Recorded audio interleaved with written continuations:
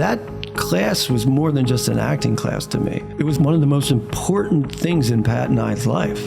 It gave us a compass. You're going in these improvisations, and like, if you say something, you say, why'd you say it? Like, and you have to work off the other person. So what's that doing?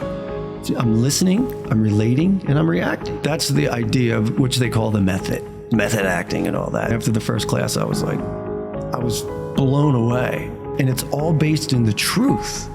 Like, method acting is based, how close can you get to the truth without losing yourself? Danny Beissel is an actor, rock singer, and Elvis tribute artist who recorded with Carly Simon. Underneath the music is a much heavier story, growing up fatherless in Philadelphia and getting sober after a heart attack nearly killed him. At this point, are you like, okay, I'm going to be a musician? You know, I'm obviously in this band, American Vinyl. It's just amazing. And I was just happy doing that. That all happened. And then one time in 2013, Bill said, we have this guy he knows, Charlie. It was this guy, Charlie Colin, who used to be in the band Train. Gave him a call about this thing in Anaheim. So you got to imagine this. It's the Anaheim Convention Center. I guess there's like 5,000. I don't even know how many people are there. And it's packed, and it's 9:30. Well, it's 9 a.m. and we're backstage, and that's when I met Charlie. And I'm looking in the audience, and it's literally looking at Denise Richards, Joaquin Phoenix, and like Martin Sheen. I'm like, and then I met Charlie, and that journey of me and him started, which was that leads to Featherborn, the band I'm in now. I am the experiment. You can write your own story. Not stop trying and don't give into the fear. Thanks, man. Good to be here. How you doing today? I'm doing great. Yeah. I'm doing great today, man. It's a good day. What's that thing on your neck? This is a vocal. It's called a vocal trainer, and it's like back pressure. Okay. And it sharpens your vocals up. Oh, so nice. I do it throughout the day, and it sharpens my pitch and clean. You know your break. It's like smooths out your break. Okay. Yeah. Is it like physically tone vocal cords or something, or what is it? Yeah, it's like this whole, I don't know like a lot of the science of it, but like, you know, you have different degrees of it, right? So I can make it a lot of pressure, or it's like, you know, so that pressure is coming back, and when you're going, your vocal folds get tight, so that back pressure just tightens them and builds the muscle, just makes them sharper. Nice. And if you ever seen people with a straw and a glass of water, going, doing all that, it's the same idea. Oh, okay. But it's right like this. I had no idea. I love this thing. It's, you know, I gotta, you know, it gets busy sometimes. And I'd like to do my warm-ups, you know, like 45 minutes before I go on stage. And there's a big backstage. I can't really go, all loud. So I'll sneak away with this, and I'll just kind of ride it all day. And at least my vocal cords are always ready. I always like to do a warm-up. Like, you know, they're basic. I got like 11, 12-minute warm-up that I love. But I love this thing. Have you always been, like, did you always care for your voice in that way? No. You know, I never knew I was going to be a singer. So I never approached like anything like that. I just kind of became it through an idea. And fast forward to getting signed, I got in this one band called Foster Child, and we got signed. And before I went down to do the record, the guys were like, you know, maybe get some just coaching on the voice because it's your first big record, you know. And I went to this guy, Steve Whiteman, from this band called Kicks in the 80s. I don't know if you remember Kicks. And just warming up, literally, he had the tape, I had the tape recorder taping him warm up. I did like 3 sessions and my voice exploded. It was just free. It became That's free. when I was like, like I was using all the wrong muscles, so that zeroed in. And, you know, I always warmed up and thought about my voice. I didn't know that, you know, your stomach is your vocal cords, if you think of it that way. Like what you put, you know, I'm eating, you know, can't eat that stuff before you sing. You shouldn't. Sure. If you want your voice like cheese, I do like a 3-day rule now. But, you know, and I was, you know, the drink just got me every time. You know, the voice came second, the drink came first. When did you start did you sing when you were a kid, or? No, I was always attracted to it. I remember my mom used to tell me I used to imitate Elvis at like 3 years old. And I literally remember I was, not to say my age here, but I was 5. And I remember the TV being on and Elvis Presley. I literally remember that. And I remember having a lump in my throat. I was like, that memory's crazy. Like, as a kid, what was I thinking? You know, I often think that. But when I started singing, it was interesting. I was just roaming around my house. I was like, I think I was like right out of high school or in high school, like 11th or 12th grade. Like, and it's an interesting songs that got me to actually project, like literally start singing, to even hear my voice. And it was the House of the Rising Sun from the Animals. And such a good song. It's beautiful. Oh my like gosh. raspy voice. Yeah. And my mom, who I've grown to absolutely love is the Platters. Mm-hmm. And Smoke Gets in Your Eyes. Mm-hmm. It's like these ones are crooning and the other ones are, raspy. So it was an interesting, like both of those, that was like the first thing that ever came out of my mouth in song, which was interesting, When it happened, were you like, whoa? It felt so good. Oh. I didn't know how it sounded. It sounded okay to me, Obviously I'm singing it, but it was like, I was like, wow. And, there's something healing about it. There's really something healing about it. When you say it felt so good, you mean physically felt good, like emotionally, everything, like a release? It's probably a feeling I didn't experience. It was very spiritual, but I didn't know what spiritual was, at that point, like how I know about it now. Right. And, I just remember walking, literally, like I can see myself right now walking up the steps, spring day, and whatever I was singing. Where are you at this point? In Philadelphia, on the house I grew up in. Yeah. Okay. And it was cool. How? So what about the house you grew up in? Tell me about your family. Well, we were. How many kids? There's 5 of us. Oldest is Jimmy. Then it goes Joey. Then my sister Kathleen and Pat, and then me. Okay, so you're the baby. I'm the baby. The baby, and so we come from a place called Kensington in Philadelphia. And so my parents are from there. My mom's parents are from Ireland, both of them. So my grandparents were off the boat. So really? Yeah. Did you grow up around them? Oh yeah.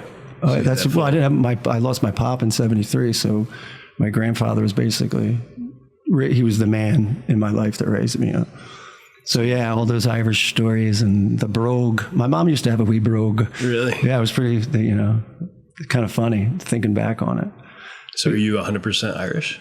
No, my father was German. Father was German. So I'm German and Irish. He was full-blown German, and mom was 100% Irish. You said you lost your father in 73. 73, I was around 2.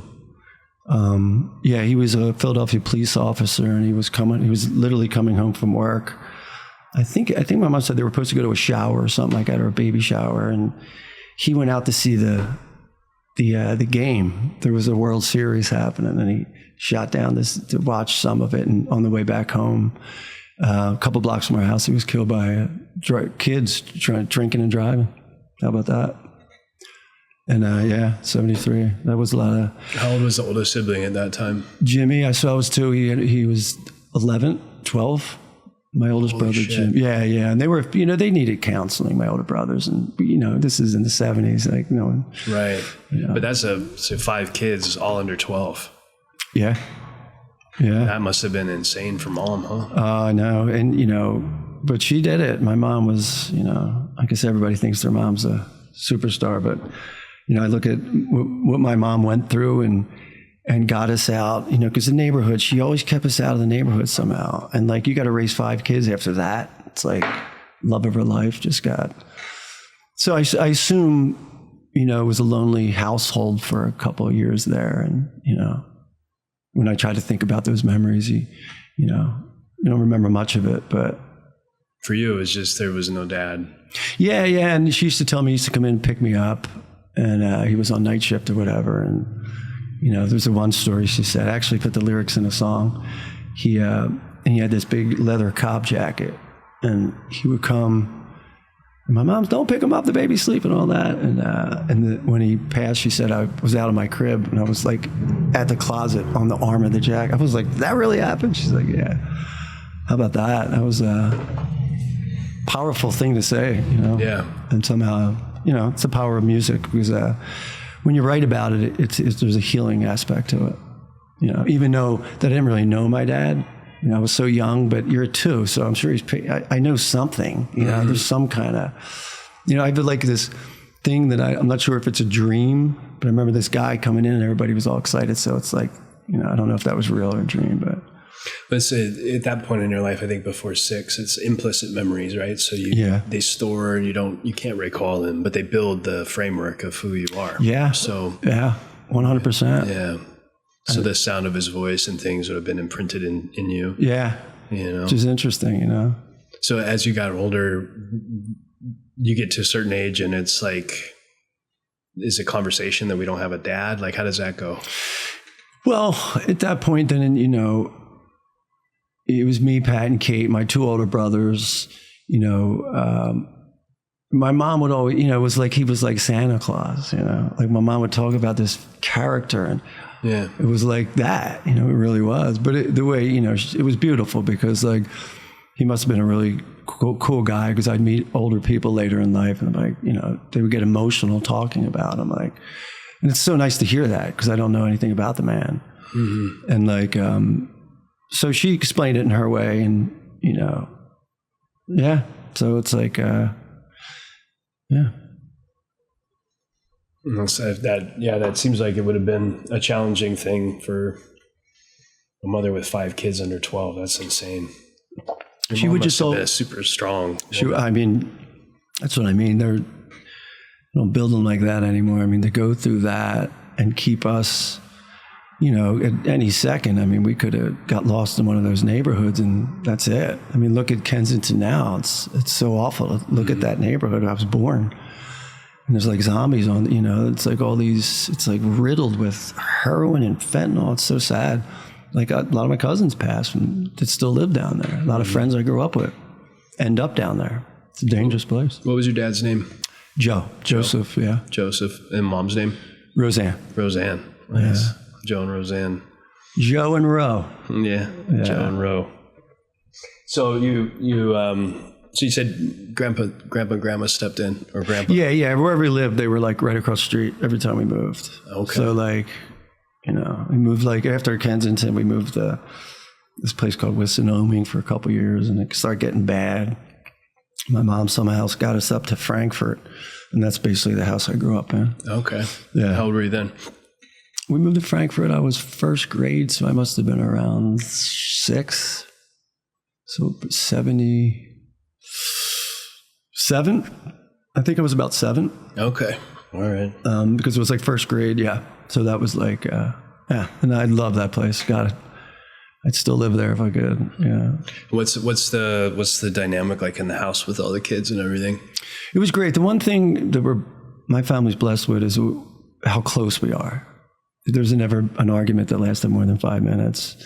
You know, older brothers would, you know, be older brothers to me, but you know, we're so close now. Sure. You know, I assume that's probably like being through not having a pop and what they had to go through because they knew him. You know what I mean? I think my brother Jimmy actually saw the car, and it was bad. You know, so like, because there's an accident in your neighborhood, you run to it, not knowing it's your father. But you know, it was wild. My mom, after my dad, you know, she was a mother. She was raising 5 kids, so she had to go to nursing school and learn a trade. So, you know, we had to so she did all that, became a nurse, and somehow, you know, and we're running around the streets like crazy kids, you know. Was there a certain amount of reverence for mom, though, like respect and stuff, because she was solo? Yeah. 100%. I mean, we were still crazy kids, but we had, you know, our mom was everything. We never lost that. Like, we always wanted her to have a great life, and, you know, how do we do that and stuff like that. So, but she, you know, I don't know how she did it, but she did it. It was great. She was a badass. That sounds like it. I remember when you first told me about your childhood. I think I was talking to you and your brother, and you were mentioning that to me, and I just thought, like, it's so amazing how you're both such incredible people, and it's Thanks, almost man. always and most people that have a lot of substance to them have been through. They don't have traditional families. Yeah, You know? and sometimes it takes.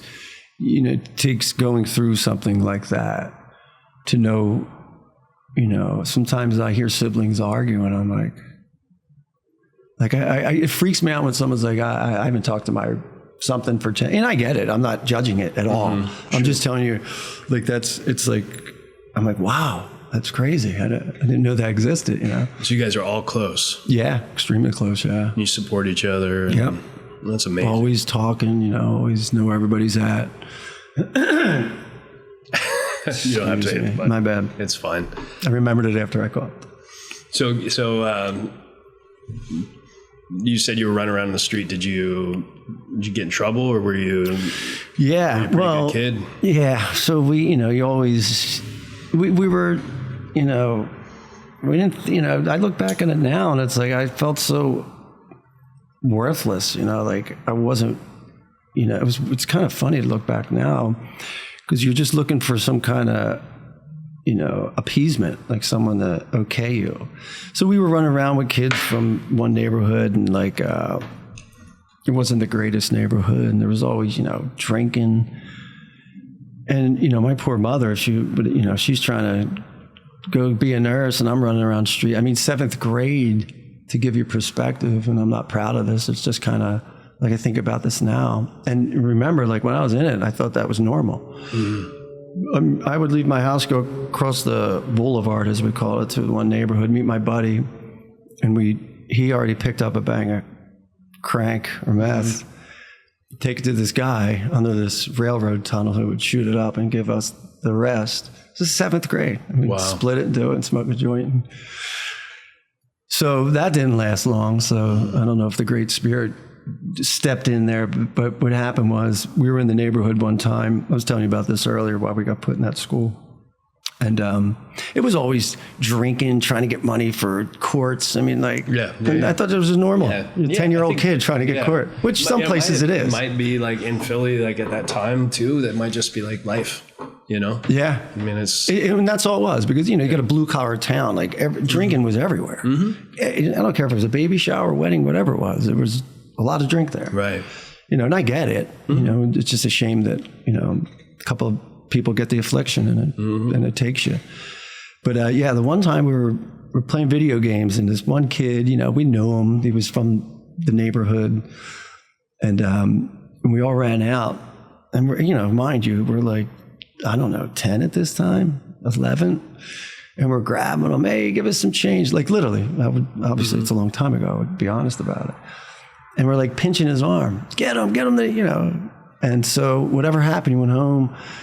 Later that night, the cops come flying around. We're all running, you know. We used to love being chased by the cops. And like, and fast forward a couple months, my mom's like, there's a warrant for you and Pat's arrest. What are you talking about? So my mom takes us in. We go to the 15th, and they put us in a cell. And this kid's saying that so what happened was we got caught in the system, if you ever hear that. Yeah. We had no money. We had nothing. And we couldn't get a lawyer. And did the cops know your dad, though? Yeah, a couple of them did. But there's when you're in the system, and now you're talking prosecutors and lawyers. On the other side, too. Yeah. So my mom's saying, you know, my husband was a cop. What's going on? So we were in the cell. Then they had to take us to the roundhouse, which is awful. It was scary. They were trying to put us away. So 14 maybe? 12, 13. Oh, geez. I think it was like 13. I was in 7th, 8th grade. What was his story? What did the kids say? So I guess they forgot about it. And I guess he's saying like the family and the cop, his dad called the cops on us, I guess. Mm-hmm. They think we were hitting them with needles. I'm like even as a 13-year-old kid, I'm like, well, can't you take his blood and check? Like, what are you talking about? Hitting him with needles. Like saying, yeah, like because we were pinching his arm. It was that, like, I'm not even kidding. It was that crazy. But they got a hold of it. Now they're trying to, so this prosecutor's trying to get points through it or something. My poor mother's taking off work. I mean, like the court we had to go to, it was so crazy, but that's being caught in the system. I know what that is because I was in it. And they were trying to put us in St. Gabe's, which you don't want to go to. What was that? It's a juvenile delinquent center. Okay. And that would have, you know, you get in that system. It's in juvie. It's not good. Right. And we didn't belong there because we didn't do anything. So meanwhile, my mom, she hears about this school called Milton Hershey in Pennsylvania, and it's for fatherless children. So she enrolls us, you try to get in. We get accepted. So the next court date, this is like the fourth time, like we're ready to get put in St. Gabe. She told the public attorney, and he put it and the judge heard of the school and dismissed everything. Wow. But was checking on us to make sure we go and stay. At least, Holy shit. Yeah. So then we go in So did mom actually want to send you there, or was it she was just trying to figure out a way around the court? She was trying to figure a way. We had no other options left. That was I always say that's like my dad's stepping in there. Yeah. Because, a kid from the streets, and all of a sudden I get dropped off at this place, and they separated me and Pat because he went to 9th grade, which is senior division, it's called. Now I'm in intermediate division.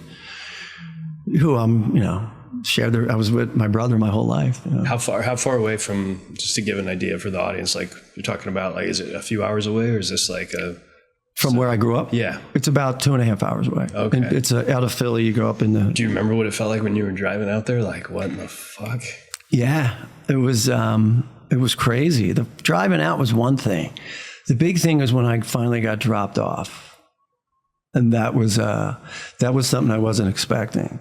Like my poor mother had to say goodbye, and I'm like, now all of a sudden I'm in this house, and I'm like, so I go up in the room, I lay down, they make me come down to dinner, and I just lost it. So I remember I couldn't even hold myself together. I was just bawling. I was just like uncontrollably. It was crazy. What's this place? Is it run by is it a church thing? Is it a... No, it was very Quaker, but so the Hershey, Hershey chocolate. Yeah. So he couldn't have any kids, Milton Hershey. Mm-hmm. And he left all his money for kids, fatherless children is what it started. Mm-hmm. And it was a boys' home. Now it's co-ed, or it was co-ed. It's totally different now. I don't even know what it is now. I think it's like, you have to pay to go there. It's like this amazing school. So, but I was there in 85, 86, 87, I got out. And it was, the funny thing about it was, I didn't talk for a couple of months. It was wild. People were like, walk by, I'd get hit. It was crazy. I was like so out of it. So the culture, the climate of the kids there is like, these are bad kids, or is they like weren't sad bad. kids? There were just a lot of lost kids and a lot of fatherless kids. And in retrospect, the school was amazing. I mean, it's like, Division I, it's an amazing school. But when you're in it at that point, and it was like wild. But, and I just remember this one guy saying, look, man, you're here. You got to get involved. And then I joined wrestling, and then by accident, you're having fun. You know what I mean? Like, oh, you forget. But then I joined wrestling so I could see Pat, because that's how I could see Pat, because he would come into practice and we'd just get to meet and, give each other a hug for a minute. And did they ever bring you guys together before then, just to help make you feel better? Or? Nah. Really? I kept her separate for that reason. So it was punitive. It felt like you were being punished? Yeah. It felt, and listen, it could have been a lot worse. And my young mind just didn't think that way, though. Right. I was just like, get me out of here. Come on, Mom, get us out. My poor mother, get us out. But, and then the next year, Pat was in 10th grade, I was in 9th, and we got to live with each other. Like we were roommates in the same house. So that was a total game changer. It was a lot better. I mean, we still wanted out, but... Did you guys go home in the summer, or was this a year? Yeah. They let you home in the summer a little bit. Okay. I think it was like a month. You can go home and come back. But when we get up to 9th grade, that's when I really knew I was off the streets, because they have cows and farms. So now I'm milking cows. It was crazy. But again, accidentally, you're like, you can't help that you're learning this cool thing. Like, as soon as you stop thinking, that's what the guy meant about getting involved. And I was, I have to clean the cow, make sure it doesn't have mastitis, and put the sucks on, goes in the milk house. And I was learning how to. This is like a farm or something? Yeah. It's all cows. And then you have to clean the pasture. That was always fun. Yeah, cleaning cow shit. Yeah, or the calf pens. That was the worst. Oh my God. But it was cool. I mean, there was calves being born. I mean, like, if you look at it, like, you know, it was a heck of an experience. And it saved my life. 100% saved my life going there. As much as I wanted out. If I was home, I'd be dead. Half the kids I grew up with OD'd. And that's where I was going. You know, my brother could only save me as much as he could, but I was running for escape. I see that now, you know, like, I didn't even care what you were offering me to get really, yeah, give me it, you know, glue, you know, I mean, at that age, I don't even know what was around. Drinking, and that glue came in. That was gnarly. That took a lot of guys out. You guys Huffing glue. Yeah. Literally. The main ingredient to glue, they called it tie wall. And you get $5 for like a pint. And you get a rag, and people just get, oh, so horrible. But that's what I mean. Like, when I look at that school experience, it's I look at it a lot differently now. Yeah, it sounds like it. I mean, it seems like what started out was probably horrific as a little kid.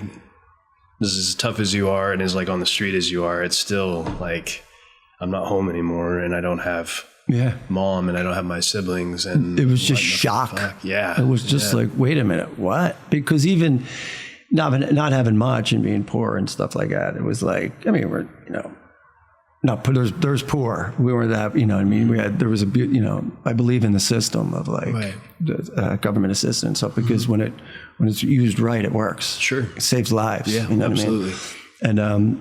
And I'm a product of that. And my mom got a job, she got off, and, you know, that's how it works. But like, you know, it was just the shock of it. Like, even growing up and being wild, you still came home and had that love of family, and you had your mom, you had your bro, and, you know, even my older brothers are running around, but like, it was your place. You always had that home. And then I have this new home, and it was like 15 kids. It was in one house. Did you get close with any of them? No, not eighth grade. I was too weird. I was like, it was so strange to me the whole time. When it got a little better, but when I got up with Pat, it was, you know, yeah, I mean, you're cool, but some of them, I don't talk to anybody. I would love to talk to somebody that, from that school, because there's that immediate connection. Like, wait, you went there? Oh my God. You're just off for like a 3-hour conversation. I wonder if you could find, like, maybe there's some sort of an alumni thing of people. There is. I know when we got out, one of the guys was actually dating my sister, so they were in our life a little bit. And, you know, Pat met with somebody, and you hear of somebody there. It's kind of funny. But you said you wrestled? Yeah, I did it. Did you do that all the way through? Just one season, just my 8th grade. Gotcha. And then I stopped after that. What kind of stuff were you into in school?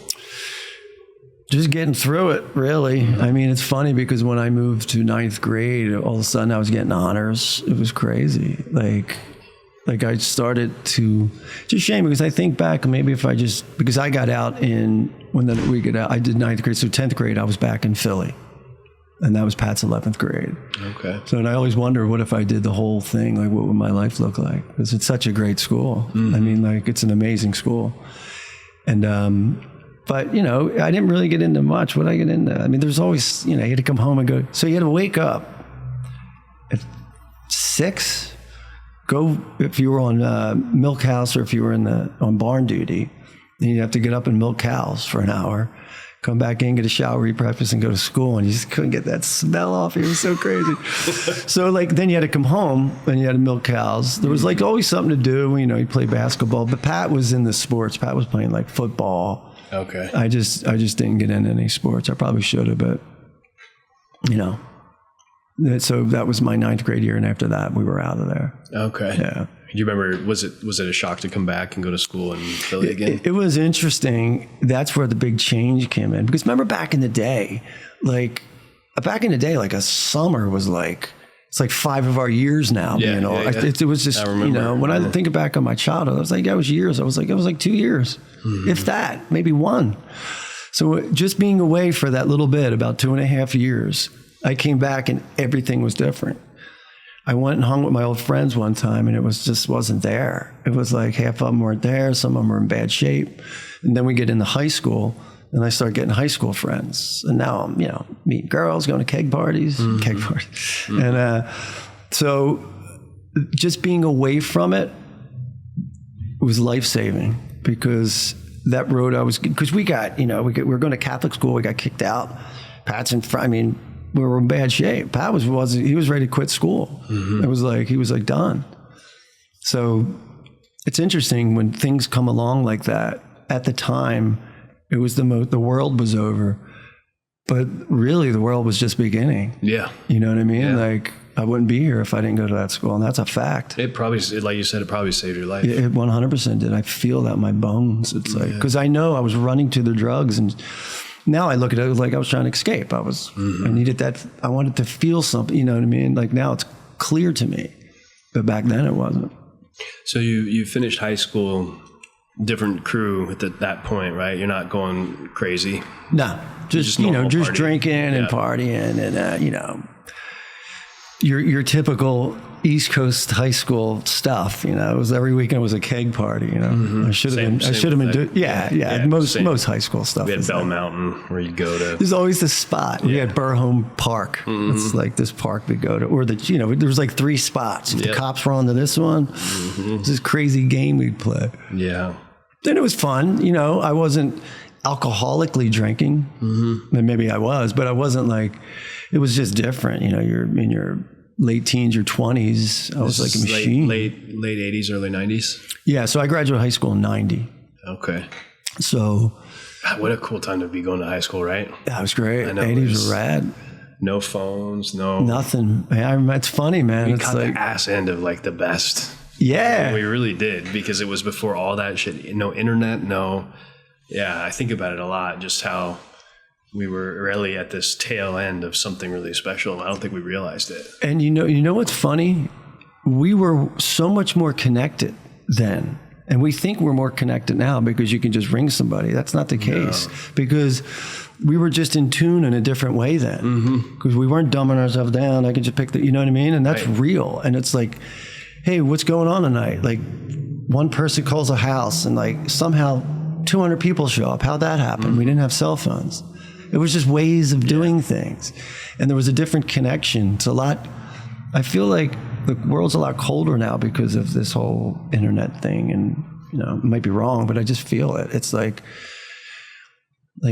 someone will text me a conversation and I'm like, this is a 10-second phone call, man. And it's just like someone's texting you, like, I can text you an address or this time, or hey man, you want to do this or something like that. But,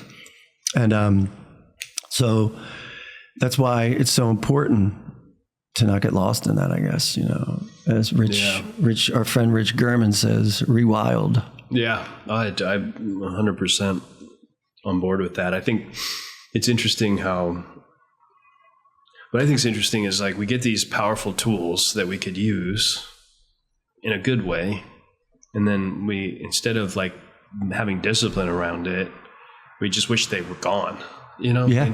Like the phone's a powerful thing. Like it's amazing if we could have it and use it and not let it make us socially sick, Well, then we come to my theory on the universe, which everything is complete balance. That phone can just be as good as it can be as good as it can be as bad. Yeah. I feel that goes with everything. The pendulum, how good the phone can be, it could be used for that much bad. Sure. And it's kind of like, that's where it comes down to the individual, right? Like, well, what are we doing here? Why are we here? Why are we here? Yeah. So I don't know. Do you know the answer? Well, I think I'll go with that Alan Watts thing where we're only here. If you think we're here more, I'm paraphrasing this quote terribly, but to witness and play and create, and you're thinking too much or something like that. It was so beautiful. Like, we're here to just witness and play and create. Like, I'm like, really? Yeah. But that's kind of where I'm at, and it's like, it's decided to put, I get it. You got to, pay bills and you got to pay rent and there's things, but those things are there. It's really up to us, which I found now. And that's what, I always tell people I'm on a massive spiritual journey, and I am. And that's a big part of it, finding that balance. Yeah. Yeah. And finding my place and finding peace. I think there's an unwinding or you have to sort of separate, because we all have a drive to move forward, but that's like it's biological, right? So, we're always going to crave and want more because that's how we didn't die. Like that's how our species continue, because we're always looking for food. And so there's always going to be a calling for more, but we can get, when we start to think that's the meaning of life is when we get in trouble. Yep. Because that's really biological. That keeps the meat vehicle alive and running. You have to do that. Like we were always looking for food, and that was how we did it before. So now but that's still, that calling still exists to like want more. And that's again, how we didn't die of famine and starvation. Right. Yep. And sex, right? Like these impulses, procreate, they're flesh. Separate from that is like, what's the meaning of us being consciousness in our bodies right now? Yeah. That's a different conversation. It's a deep one, Yeah. and it's real, and it's not talked about enough, to be quite honest with you. You know, I look, I go down so many rabbit holes on ancient civilizations and stuff, and I always feel like they prepared for death, you know, and like we put it in a back room and we fear it. I mean, I'm not saying I don't. I'm saying, you know, but I'm open to learn more of like the direction of it. Like it's kind of like the ancient civilization stuff's cool, huh? It's mind blowing. I love it. I go down because it's so interesting to me. Why? I don't know. I'm just like the pyramids, man. You know, Do you have any theories about how they made those things? Well, yeah. You know, Graham Hancock. I love his theories, and I think we're, as Graham said, I'm you know, quoting people here. This ain't me. Graham Hancock would say we're a species with amnesia, which I believe. I think before the Younger Dryas is the Great Flood. It's like this cataclysmic storm that Graham talks about. Before that was an intelligent civilization that looked at things differently. And I think this is just me thinking, I think the pyramids, I don't think there was millions of slaves moving those stones. I think they used harmonics. I think they used sound. I definitely think because it's proven that you can move things like that. We just didn't untap specifically how they do it. But in the hieroglyphs, he would talk about like they're holding these certain things, and there's that one that looks like a light bulb or something. Yes. So I think there was, you know, and everybody's like, what about technology? I was like, maybe they saw how technology is going to destroy us and didn't go that way. Maybe they were higher intelligent that way also. Sure. Maybe they used universal math. I don't know, but it's interesting. And I think there's so much we don't know. But maybe they grew up like, hey, it's time for your meditation, opposed to this other class. Maybe they were so in tuned to, I think there's a whole nother thing that we don't know. I mean, that's just, you know, it's just, again, it's opinion, and, you know, I don't really know, but.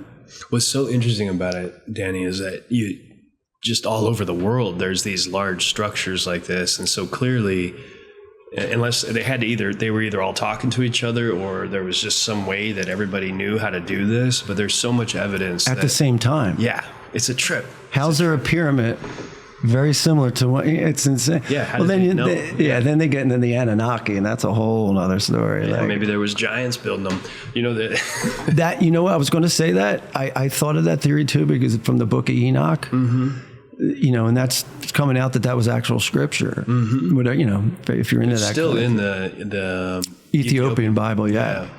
And if, you know, these watchers, whatever that was, Anunnaki, angels, whatever it could have been, and having sex, and then the Nephilim would come out, which were giants, which is like proven. They found big bone, you know.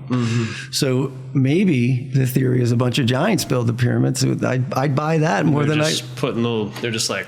Yeah, just like two giants could probably pick up one of those blocks. You ever see those videos, the AI videos? Oh, dude, it's great. They're so good. I have to stop watching them. Like, this is crazy. I get lost in them. Yeah, I love watching that. There's another theory I heard around how they built them that was interesting too, which was there was a whole movie about it where they had ground up granite into sand, and then they had these big lenses, and they were using sunlight, and they were melting the granite into place. So they were all they were doing is creating forms for each block, and then they poured molten granite in. I never heard that. I love that. That would make sense too, right? And it would make sense why the seams are so fucking perfect. And well, if you look at Puma Punku, those seams looks like it's like there's no mortar in the middle, and it's like it looks like they were just like you said poured in there. I mean, that's a great theory. I never heard of that. Yeah, it's, I think the problem with it is that if you melt granite, it turns into obsidian. But there's some dude, I think he's in Germany, that figured out how to add a compound to it that makes it not turn into obsidian. And that seems like the most likely way. But the sound stuff's interesting too, because they're doing stuff with that now with harmonics and levitation, and there's a bunch of things there. So yeah, and you know, someone was explaining it, and I was like, I was on board with it. I was like, I can see that if you had the right thing to make that happen, to guide them. But the you know, getting back to why we're here, it's kind of like, I think, you know, I was just thinking this, like, that's the question. I just want to make sure I'm living life right. Like, you know, was the prior intelligent, you know, what I think, like before the younger Dryas. Like, because I really feel when you tap into the right meditation, I mean, you know, I know this because I did it. If I wake up and do 20 minutes of meditation and do a couple other things, like my day is completely different. So why is it so hard for me to do that? It's like this other side's pulling at me. So I believe we can learn things through meditation, like tapping into, you know, the library of the universe, so to speak. Again, I'm just like on this journey, and I think it's just, I want to know if I'm living life right. Like, what's that mean? And it's kind of like, is meditation preparing for the other side? Maybe. I mean, like if you read the Kabbalion, they're like, this one got me. They talk about the all and the laws of the universe, right? And they just say, the universe is the meditation of the all. I was like, what? You know, so think about that. What do you think that means? Well, I think it comes down to manifestation. Like, you know, there's nothing in this room that wasn't thought. So that's a form of manifestation, correct? And it's kind of like, is the, you know, it'll go into like, is the all witnessing life through us, manifesting? And, you know, I mean, it gets into that, and that's fun to read and listen to, but I don't know.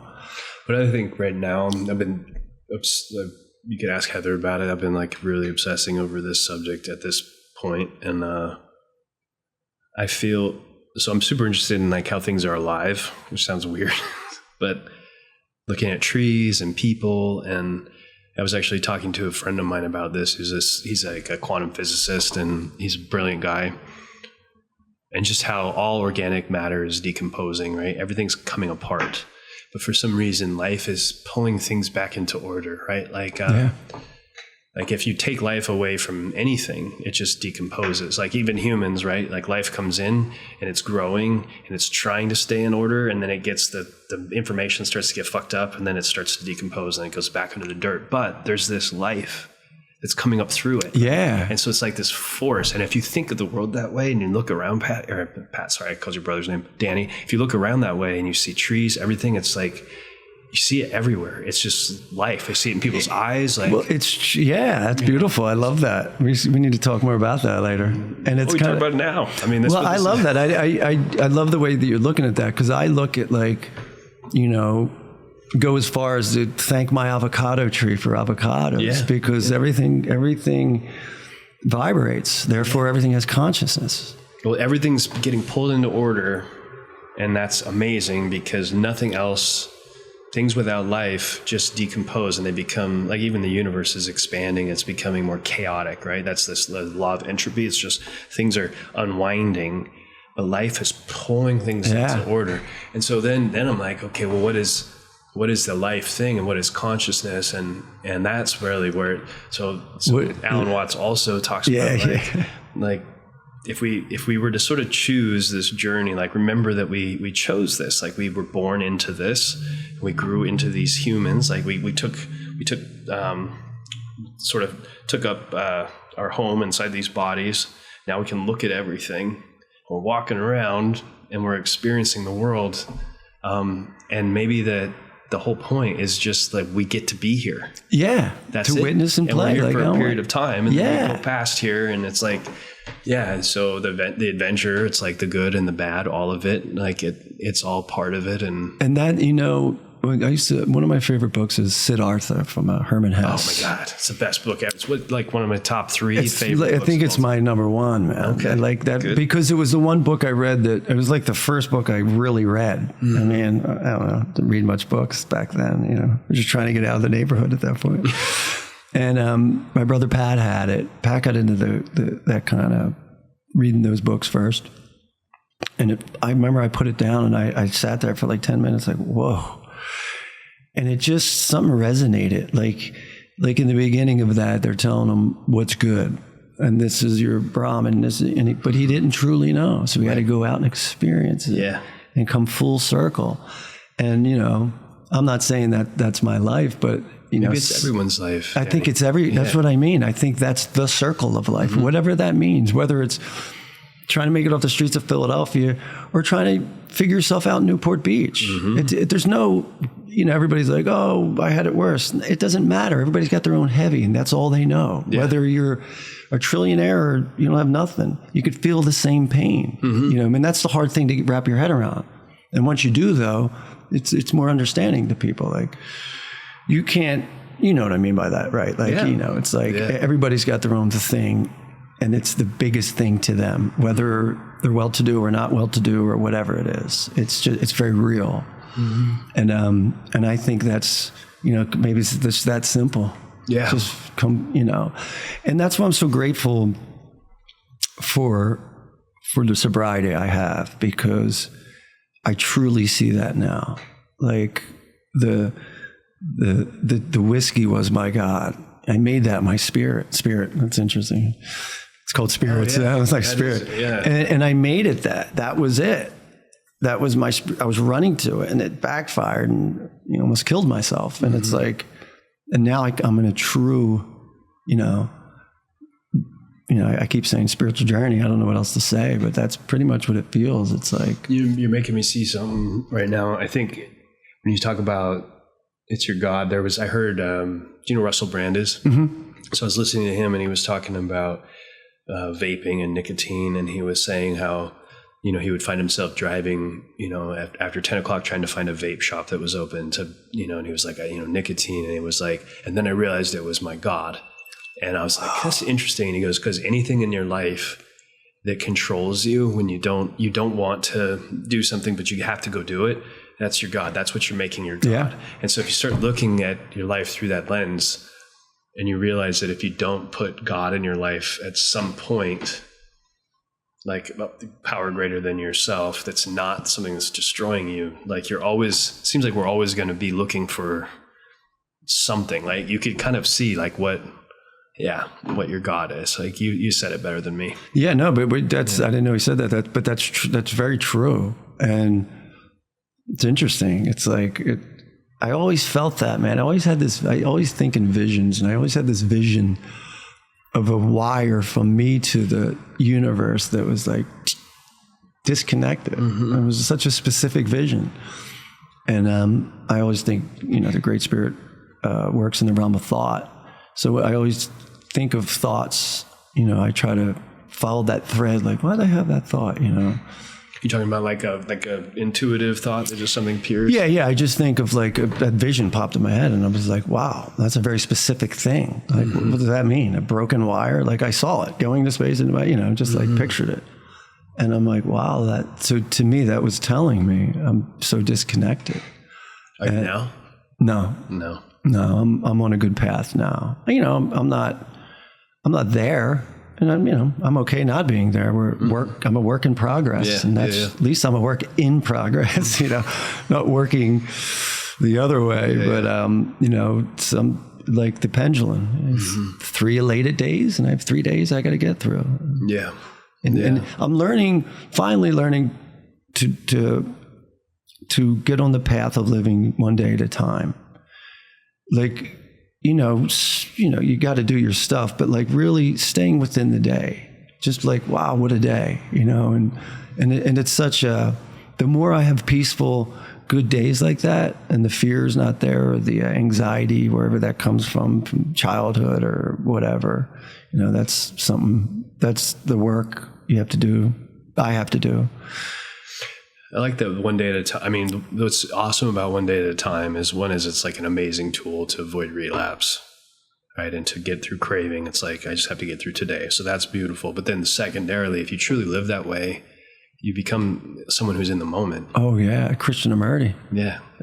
Like to live the moment. Like, I'll have moments on stage sometimes and I call it real time. And just, I've been singing for a long time and there's only been a few, but that's where it almost feels like I turn in slow motion and I'm just like in this, that's the place. That's the enlightenment place. That's the ether, man. Mm-hmm. And I call it real time because I think that is real time. I think we live so much in front of real time that it looks slow motion. That's being truly in the moment. And it's the best feeling ever, and I can't explain why. So what does that mean? We're meant to live in the moment. Mm-hmm. And it's kind of like we need to slow down a little bit. Why is it like we go to the beach or we go to a mountain and it's like you just feel so good and like everything's okay? If I go on a hike, I'm like, well, it's that we're in tune with nature again. We're just like, we're where we're supposed to be. The vastness of, especially this coast. This coast is unbelievable. It's crazy, right? I can just like look out in the, this was a very special place for me, Laguna Beach. Not to jump ahead, but I'm kind of jumping around. But this is perfect, actually, yeah. Danny. Yeah, this is exactly. Okay, cool. Yeah, don't. And there's no coincidence I ended up here. There's no way, It's like I needed to heal from a lot of things. My mom, it's where I got sober. This is Laguna Beach. Mm-hmm. I needed that, palm trees and oceans, but I was just kidding. But I needed that. There was something about it, like, and I love where I come from and I love my friends and I miss them. But it's just everybody, I had to get out of what I knew, people, places, and things, they call it. And, because I was really sick and I didn't want to drink. I didn't want to be that guy and I couldn't get out of it. It was horrible. I put my family through it. You moved here 4 years ago? Yeah, I moved here in 22. Okay. So, yeah. Did you come out here to get sober or was it? No, I was coming out here in Corona Del Mar, because I was coming out here for years, but I was going to Newport for music and stuff like that. Then after the pandemic, I came out to Corona Del Mar for my friend Charlie, who's passed now. He was telling me about this charity called Angel Force that I work for. And my friend Ann, she had this big house we were staying in, and what they do is for veterans suicide. So music's a big component because that information is very heavy. So the events we'd end with music. So I was coming out and we were working on that stuff, and I was still drinking. I was still in between. I wasn't like, when I say drinking, it means like I was in between. I get 2-3 sober months and I'd binge. It was such an awful life. And then whatever happened, I had this moment in Las Vegas for work. I was out there for a gig. And I call it a God moment, and it saved my life. I mean, I went out a day early, and man, it was so gnarly. I was blacked out for 5 hours in a casino. I don't remember any of it. And I remember waking up, and this clarity I had for about 3 seconds. It was like the real me came out. I was like, what are you doing? And from that moment on, January 14th, my mom's birthday, which is kind of funny, I never looked back. I knew I had another drink in me, but I knew I didn't have another recovery in me. I knew it in my bones. It was 2 roads, clear as day. And went home back to Philly, was going to cancel my flights for gigs and everything. And I met this guy, Dave, who became my sponsor in Philly. And he said, well, don't cancel your gigs. That's your money, man. So call him every day. And because airports was my biggest trigger. Yeah. Brutal. I would lie. If someone was dropping me, I'd literally lie to him, tell him it was 2 hours. My flight was 2 hours early. That's how sick I was, to go sit in an airport and drink for 2 hours before my flight. But That's it. That's what it is, man. It's listen, if this God and the devil exist, that's a devil's tool. Is alcoholism. Let me tell you, man. Or addiction at that. That's great. It's so nuts that you ended up in Laguna Beach too. Oh, so fast forward to that. So one day after that, I was like, I'm getting sober. That's it. It was a Sunday, and it was a Saturday, and I'm looking up a Sunday morning meeting. And I have this app, and it goes to the closest one. So I'm writing Corona del Mar, and it's like, Canyon Club. Make a right. No, it was on the beach. It was in Heisler Park. Okay. Still go to the meeting every Sunday morning at 10 a.m. And got it. And I went down there, and I was like, and then that's how I found North Laguna. And I was like, what is this place? This meeting on this beautiful bluff right in Heisler there. Mm-hmm. And it was a game changer. Then, I always try to get Pat to move out, like we've been talking about moving to California since, 92. This took a little bit of time. Mm-hmm. And he would never do anything with me because I wasn't sober. And I don't blame him, So he saw that my sobriety was real. And so, he moved out with me. I mean, that was, talk about manifestation. Because I was, why? Because I was on such a high frequency. When you get that early sobriety, and I'm in Laguna Beach, mm-hmm. and that's when you manifest. When your frequency is the same as if you have it. Mm-hmm. That's what I believe anyway. And all of a sudden, this apartment came up. I couldn't tell you how everything just went.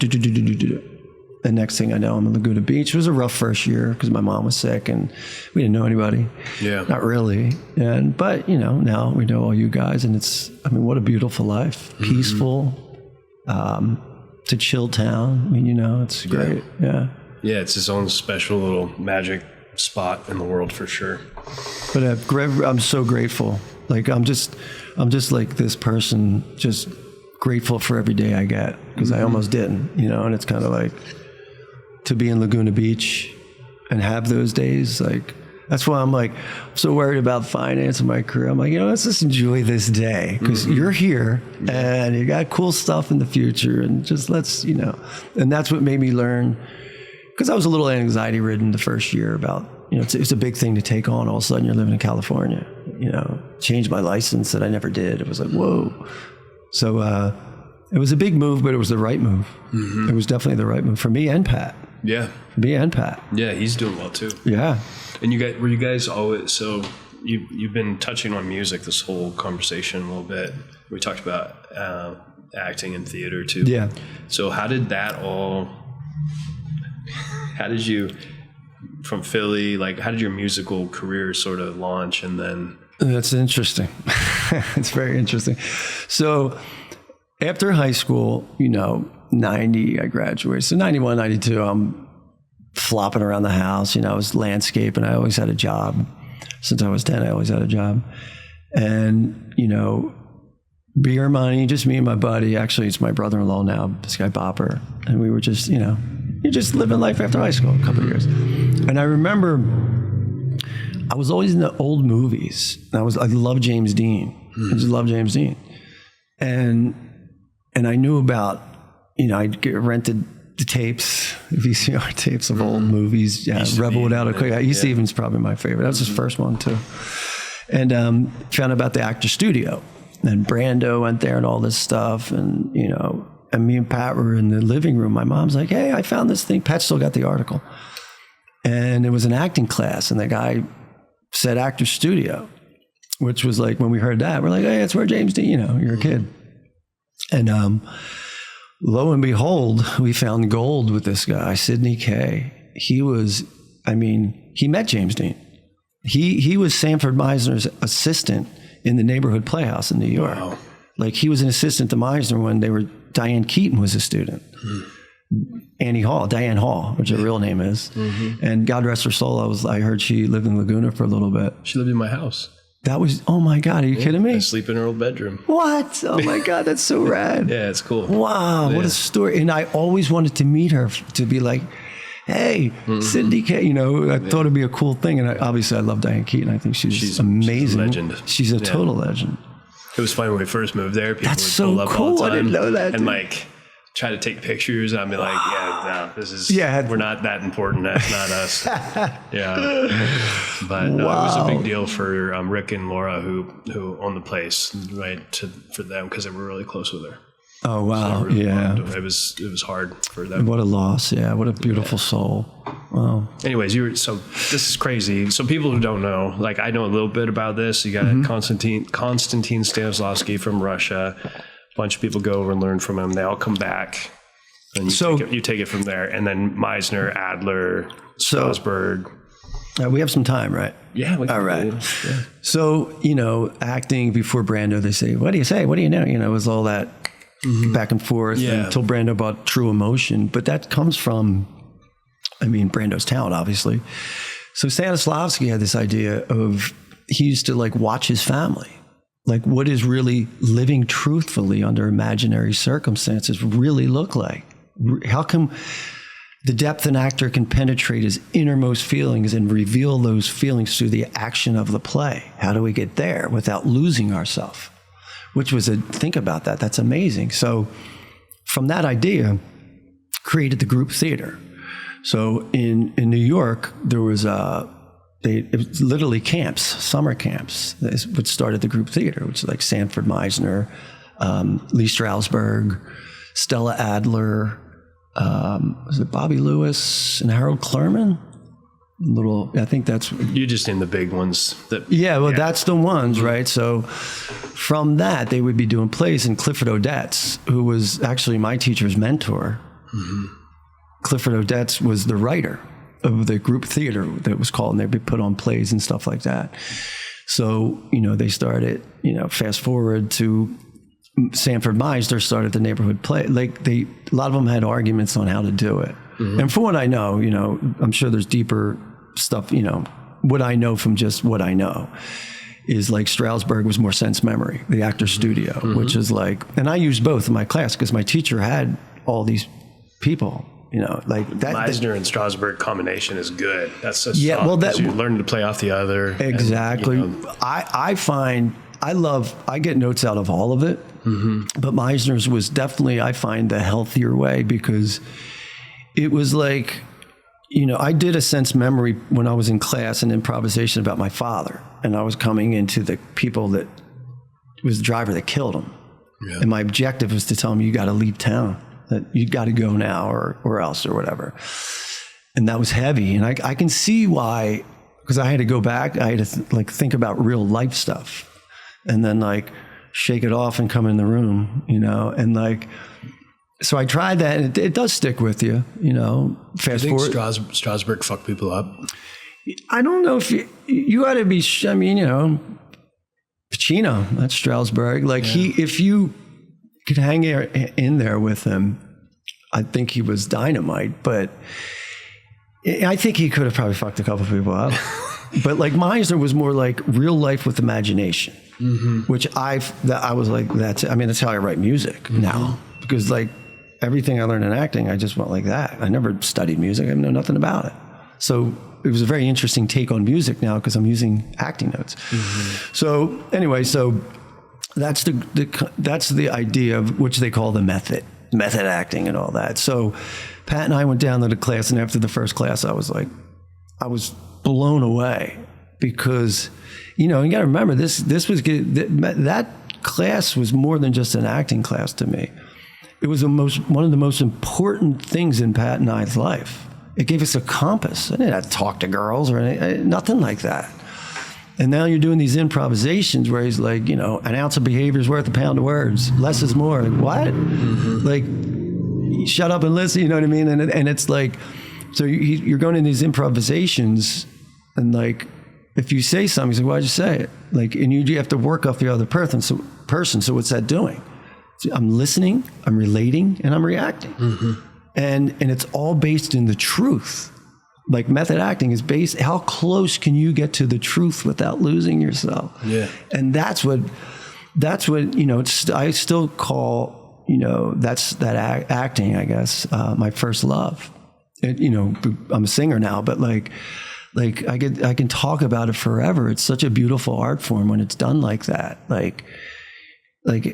you know what I mean? Like some of those performances, like Daniel Day-Lewis or like, you know, some old brand, any, you know, brilliant actors out today. And it's like, and we have this thing in us as humans that I believe is we know the truth. Like when you see a performance that touches your mood, you know it, man. Yeah. And you know, I know when there's someone's indicating, you know, doing a little acting. But I looked at it more as like, my brother had a really good definition for it. Like, we didn't go to learn acting. We were being taught how to be relaxed to create and to react opposed to act, which was an interesting, you know, if you look at Montgomery Clift would always say that, I'm not an actor, I'm a reactor, which is an interesting thing if you think about it. What does that mean? It means you're not thinking in your head, you're reacting, or you got an independent activity. Anyway, I don't want to go down that. This is like, you have no idea how much this stuff resonates with me. So I use Meisner in my work here, and I mean, I've sat for hours just doing repetition exercises where you're like, you know, you have blue eyes. I have blue eyes. All right. Yeah. And but learning, I teach attunement here, and interpersonal attunement, which is like do you know that term? No. Attunement is like feeling being felt. So it's like sonar. So I ping you. This is how I teach. I literally teach it in this class in this room over there. Like if I give you some sort of a stimulus, right? Like right now we're just looking at each other's eyes, right? And then try to find there.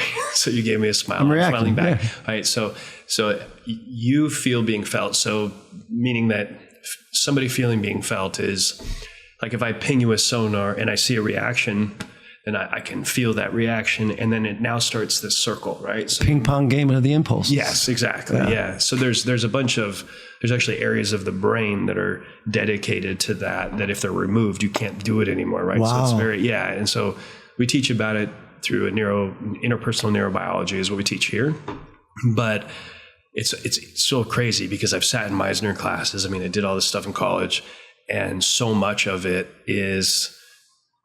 It's so relevant to human interaction and experience that people don't know. That's the other thing like, about it. Acting, and they're like, "Oh, geez, you're like on a stage dancing." They have no idea. Like, you're thinking about super objectives and like what's really inner driving, monologue. What's driving somebody. But it's like I got more out of life than I did out of doing any kind of acting on it. I completely did. Yeah. I mean, it's like it's brilliant. It's like it's. And, you know, that's the other thing. It's like, if you really, you know, I'll do this in a conversation if someone's like losing their self at me. I'll be like, it's a real simple thing. Just like you said, you're angry. And watch the reaction because it's truthful. And it's like, because half the time people are just yelling up here at each other. Right. And the real's here. And it's like, if you just take the time to play the moment and stop and say, you're upset. You know, like the word game, that's how powerful it is. And it's like you said, it's kind of funny that is so much more to human life to getting through a day.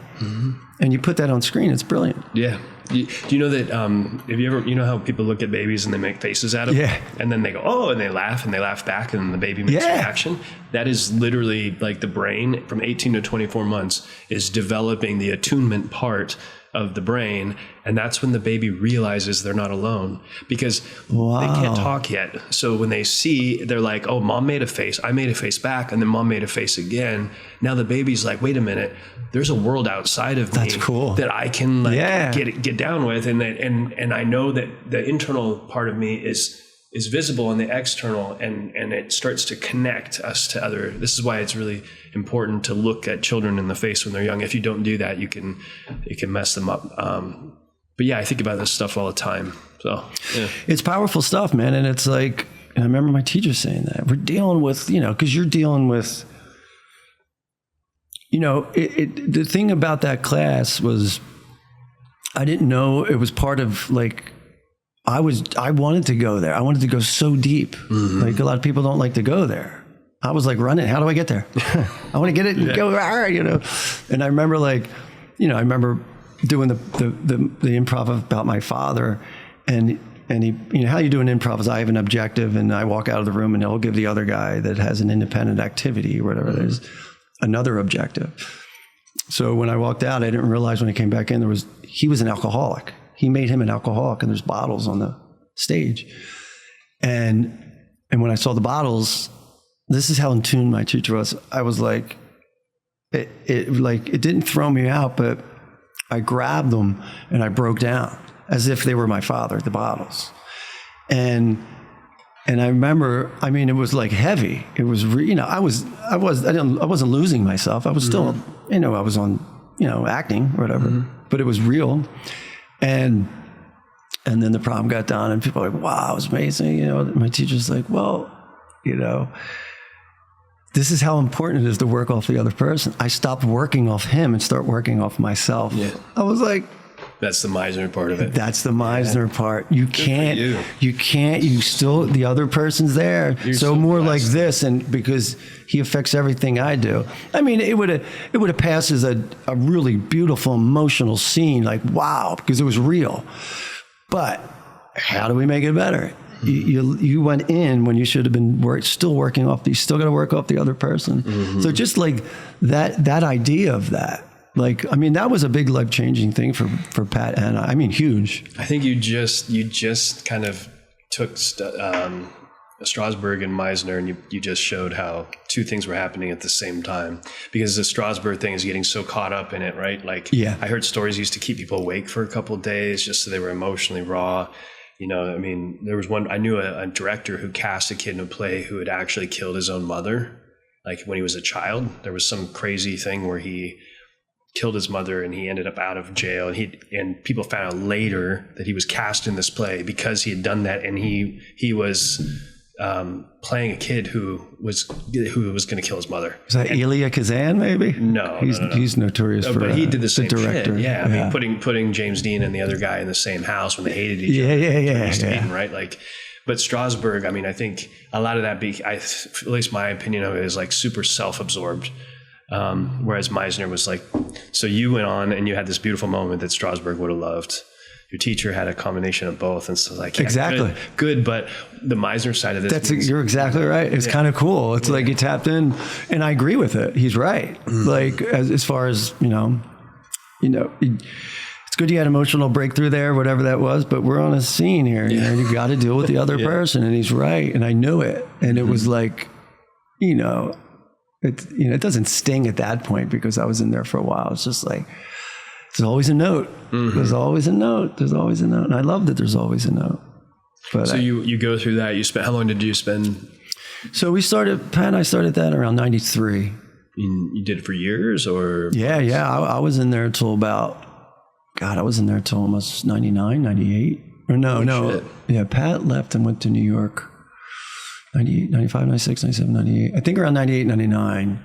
Were you doing plays and? Yeah, I was doing like a couple little things, Fringe Fest in Philly. And then we did, but this one, our first acting thing was at this prison called the Fairmount Prison, famous prison. It's closed down, but it's like haunted, like Al Capone's. I mean, it's crazy history. You got to talk to Pat about that. He had the haunted experience. It was really cool. We did a scene in there and we were in the actual cells. Me and Pat were playing like two inmates, and we walk out, and he's like, my objective is to tell him that I didn't rat on him. And it's all good. And he turns around, slices my throat. And there's all people there walking, it's like they did like a tour throat. So I was doing a bunch of stuff like that. And I did an independent film in Philly. Dave Hammer, what's his name? David? I can't remember his last name. Anyway, his father was a Philadelphia Flyer. Okay. Dave the Hammer, one of the Broad Street Bullies. Yeah, it's not in my brain right now. So anyway, so he did this film called Conspiricides, and I starred in that and did music for it. Actually won a jury prize for the music, which was kind of rad. And then I did I had another scene. My buddy Joey Iacovino had this movie up in New York, so I shot a scene with him in Brooklyn, which was cool. And then, I was trying out for stuff. And then that one day, when me and Pat, I was sitting there and I was watching this old footage from the Milton Berle show of Elvis Presley, which I think is one of the greatest performances ever in TV, when he did Hound Dog like that. Slows it down, and he just did that on the spot, by the way, when he slows it down at the end. Oh, I didn't know that. Yeah, it's a pretty cool. The band talks about it. They had no idea, but they're right there, And I remember just watching that, and something just went click. And I was like, I was always an Elvis fan. And I said, no one does the young Elvis. It's always the dressed up white suit Elvis. And I was like, And I had short hair at the time, like pompadoured up. And, I'm doing anything to have James Dean hair, I guess. And so there grew that idea. And I couldn't get this idea out of my head. I didn't know music, man. Like, I had a guitar there. My older cousin would teach me some chords. I knew a little bit. And then I remember going in this idea, I was like, I want that. I need to get that. Like upright bass, that guy on the, that style guitar, that sound, that rockabilly sound. But I knew I didn't know music. So I was like, I went up, I learned like 30 Elvis songs or 25 songs, can't remember what it was. Picking the chords out, like rewinding the tape. That's why I'll never forget those songs, because it's not like pulling up a computer and it's right there. I had to just playing by ear. Yeah. I was like writing the lyrics down and I had to figure the chords out. It was pretty interesting. So you're gifted with, you have to be. I guess naturally, I don't know, but I was picking it out. And I knew some chords and stuff like that, but there were some more intricate ones that I was like picking out by sound, which was fun. I mean, that's a cool thing to do, I guess, And then my first show was at this like corner bar across the street, not far from my house. The bar history is kind of interesting, but I don't want to get into all that. And it's funny talking about how we were earlier about the cell phones and stuff. Like that was one phone call down the neighborhood, and it was just, the bar was, wasn't a giant bar, but it was crowded. Like, so everybody, remember it was just like word of mouth. Yeah. Was it, man? I do. We had no pigeons. We had no cups and And that was my first gig. So I did it solo, just me. And I'm playing some bars in Philly, dude, where, these guys want to come home from work, do some shots, do a couple lines. And last thing I want to probably hear was some young kid up there. Yeah, you're nothing but a hound. But I believed it so much that eventually people were like, wow, and I finally got to the point. I had this buddy I went to high school with. Well, Pat was playing snare with me. It was just me and acoustic and Pat on snare. Of course. It's so good. Exactly. It was wild. So I finally started getting where I wanted to get, and I got my buddy Bo Souter I went to high school with, and he was playing drums, and, it was like a guitar player and me. Like, I didn't know I needed a bass player. I just didn't know. I was becoming a musician. So a good friend of mine named Conrad Korsch was a bass player I went to high school with, and I called him up. I'm like, hey, man, I'm looking for this, that, up. He's like, you know what? I think I got a guy. So we got this guy, Dave, and this kid was like a musical prodigy. I mean, he played upright. I was like, I got it. And I got Bo was on drums, and I found this guy, Mike, on guitar. And it was, I finally got the equation. And so there's this place in Philly I played called, it used to be called J.C. Dobbs. And it was a kind of a famous place. It was like Philly's version of CBGB's in New York. Like Pearl Jam, all Nirvana, they all came through this bar. So I started playing there, and that's when I had the act that I wanted. I had, I'm wearing like a black button up with a white blazer with black pants with black and white shoes. And you're doing Elvis. Yeah, I'm doing the leg work. But my objective was not to imitate him. Sure. You got to remember, I was in acting class. So my objective was to find out what it was. What is it in Elvis that people, besides being magnetic and great looking man and all of that. And I was going through it as like figuring out the character. It was so interesting how I went into it. Sure, makes sense. And through that, I found my own voice. But I found, my opinion of what Elvis, what it is, that thing is he's truly humble. It's humility. He's so humble and that's the last thing you would think. It's interesting, but the more I dug in and why, just the way he is, and laughs at himself sometimes. I was like, wow, just drove people crazy. Just being humble, but not acting humble. Literally, he was humble. He actually, because he came from nothing. Again, on that, sometimes that makes you, be a certain way. I guess I can't see that there's an Elvis song that I didn't play. Like, really. I mean, I'm sure there is. But, the funny part about that, when I started, it was like 95 and swing came in, right? Remember swing came in for like 2 days real quick. And I was doing rockabilly. So I was Stray Cats. I was doing Stray Cats I'd add. Remind me to tell you something about them offline. Yeah. I got you. And so my bass player and drummer just swung it. And we start breaking attendance records to play. I never even played. I was like, what's going on? All of a sudden it's like, oh, here it is. We're going. Every Monday night we played. So, and that's when it all started. It was pretty, it was cool, man. So I haven't played this song in a long time, but this is one of the most special songs. It's actually from the movie Jailhouse Rock. Okay. And it's just something about the song that just always moved me. It was the way he sang it, the simplicity of it. It's called Young and Beautiful. Okay. See if I remember it.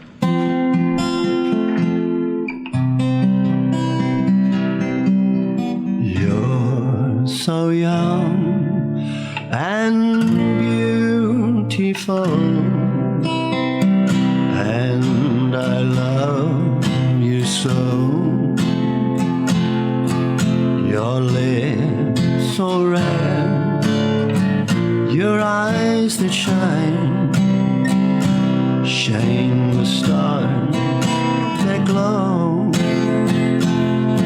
So fill these lonely arms of mine and kiss me tenderly. Then you'll be forever young and beautiful to me. You're so young and beautiful. You're everything I love. Your lips so red, your eyes that shine the stars that glow. So take this lonely heart of mine and kiss me tenderly. Then you'll be forever young and beautiful to me. Nice. It's a pretty song. That was cool. Then you got... So that's how you got your start. You're playing Elvis. Yeah, and that song's just So Elvis taught you music. he did. Yeah. Elvis has been a really big part of my life in some very interesting ways. I didn't know, there was something exploding in me, like I have to get this out, and I didn't know how to get it out. And I got it out through learning it, being young Elvis or whatever it was, Danny Beissel's Elvis, I called it the Elvis experience. And I took that to Graceland, played Graceland. Took it as far as I can possibly take it. It was crazy. By the time I played Did you Graceland, consider yourself an Elvis impersonator, or were you? No. I was,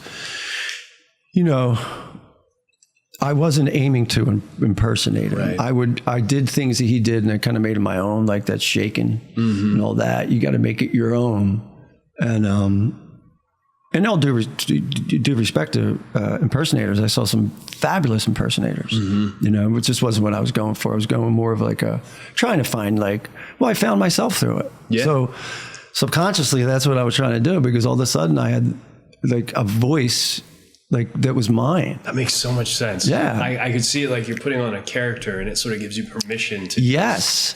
I didn't believe him. I didn't know what I was. Up there. Yeah. You could be Elvis. Who the hell am I to be up there? But I can be Elvis Presley up there. Yeah, that totally makes sense. Yeah. So when did you move from that? When did you start writing your own stuff?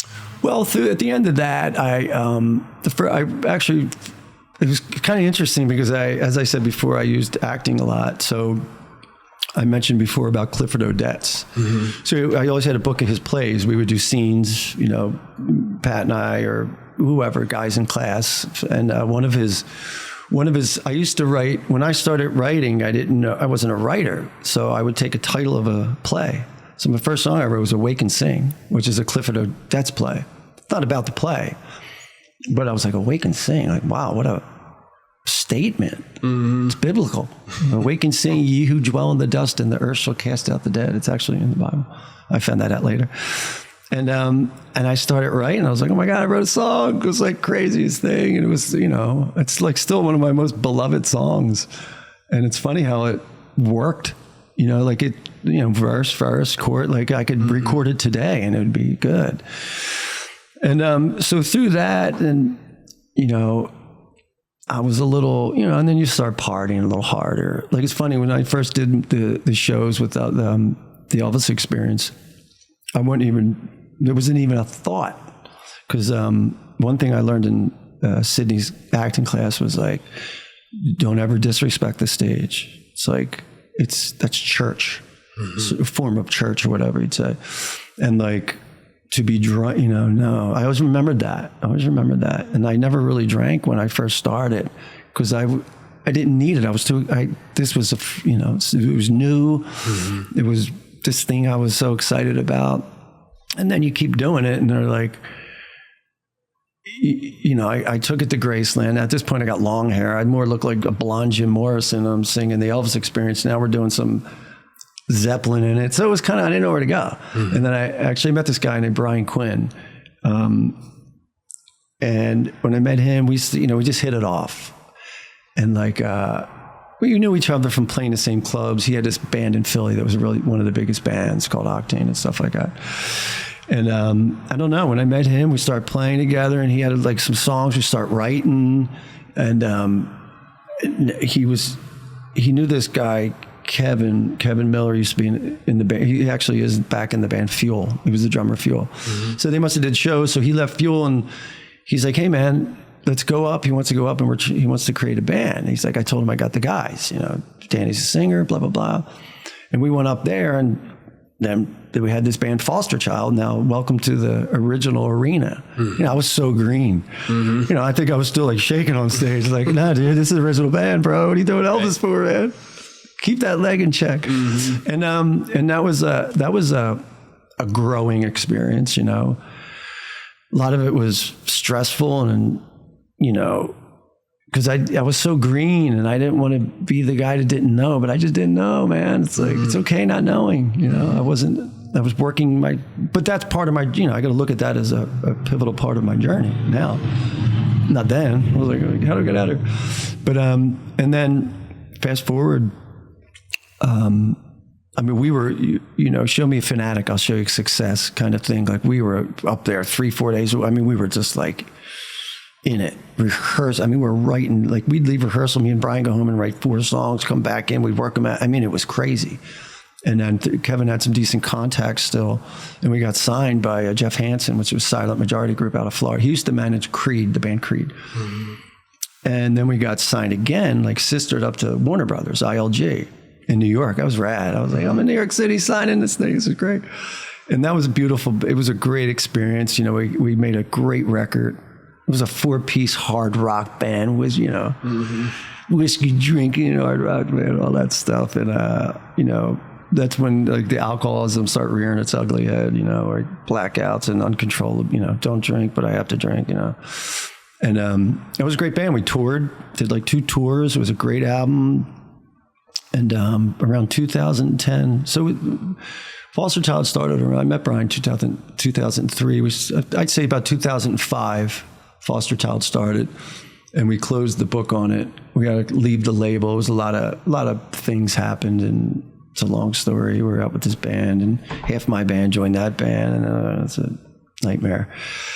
But the fact that I was able to do that and sing that kind of music, I don't even think I can sing that high anymore. It was like rock, like, Guns N' Roses, a cult kind of rock, So I'm so glad I got to do that. And there's a record out there, Foster Child. It's called Independence Day if you want to check it out. And around 2010, it was very hard, but we folded. Me and Brian walked away, and, interestingly enough, I got sober first time. Well, 2007 with Foster Child, we had an opportunity to open up for this all-star jam, which was Skunk Baxter, Barry Goudreau, and Franny Sheehan. They used to be in the band Boston, original members, and which is the band now I play for. But the drummer they had was Kenny Aronoff, and Chris Chaney from Jane's Addiction was on bass. Because that's right, I did Jane's Head. I remember that. So we opened up for them, and because they didn't have a singer to sing that high stuff, so I had the opportunity of jumping up and doing a Boston song, Skunks, a Doobie Brothers song, nice, and Jane's Addiction song, because Chris was on the gig. So that's the first time I met those guys. So fast forward, we get signed in 2008. We go on the road, blah, blah, blah. Things fall apart. Big, rock band story, your typical rock band story. So that's when I was just trying to figure some stuff out. And then Facebook. And then Bill Johnson, who manages the American Vinyl All-Star Band. It's called American Vinyl. It wasn't called that then. Bill and I came up with the name. And the weirdest thing, I'm like, what is this Facebook stuff? And I hit it up, and I look his name up. Right away, he's like, hey, man, how you been? And I was like, yeah, what's up, dude? He's like, and I was turning 40. I was like 39. He's like, are you going to be out of nowhere, you going to be in Florida? And I'm like, yeah, because I was going to see my mom. It was February. And my birthday's February 23rd, so I wanted to just get out of Philly. I was, still beat up from the whole leaving the label thing, and I just put down the bottle for a little bit, and I was like, yeah. And at work, he's like, well, come on down. The band's together, and we want you to come up and sing a couple songs. I was like, so I went down there, got over there. It's funny because it was on my birthday. Get over to Florida, and Pat's with me, and we go down, and we're rehearsing, and during the one rehearsal, they're like, can you go to Utah next week? I was like, absolutely. And there started, I went out with, and that was just like an acoustic jam. It was me and Skunk and Barry and Franny. So we did a couple of Boston, couple Doobie Brothers, Steely Dan stuff. It was for this charity. And then it just kept happening. And then the next gig, I was like the lead singer of the band. I was like, wow, I did a sweat lodge, and maybe that came out. It was like, because in a sweat lodge, if I ever did one, it's like it's all about being grateful. That's why I love them. I think I was so close. I felt the spirit when I used to do those. And I was like, lead singer of the band, before I passed the prayer stick, and because I feel like you shouldn't wish for things for yourself in there. It's all about being grateful. But I'm being funny, and that happened, and it was beautiful. I was like this singer of this. I never saw that coming. These guys are like major rock stars, So and I was sober, and it was beautiful, and that's why it happened, because I was there. I wasn't over there in some bar or anything like that, and yeah. Did I just go on a rant? I can't remember where we are. No, you're good. You're explaining just how you got your musical progression over time. So yeah. So you're playing with this, and the new band is called the American Vinyl. Yeah. Experience, or what was the American Vinyl? No, just American Vinyl. Okay. Well, the American Vinyl All-Star Band is basically what it. Yeah. Okay. The prior was the Elvis Experience and Foster Child. Gotcha. I think there was a band in there for 2 weeks called the Days. D-A-Z. It lasted for days. Days, yeah, it was fun. A couple of, God rest their souls, a couple of those guys are gone now, man. But so this at this point, are you like, okay, I'm going to be a musician? Yeah, at this point, I'm like, I'm obviously in this band, American Vinyl. It's just amazing.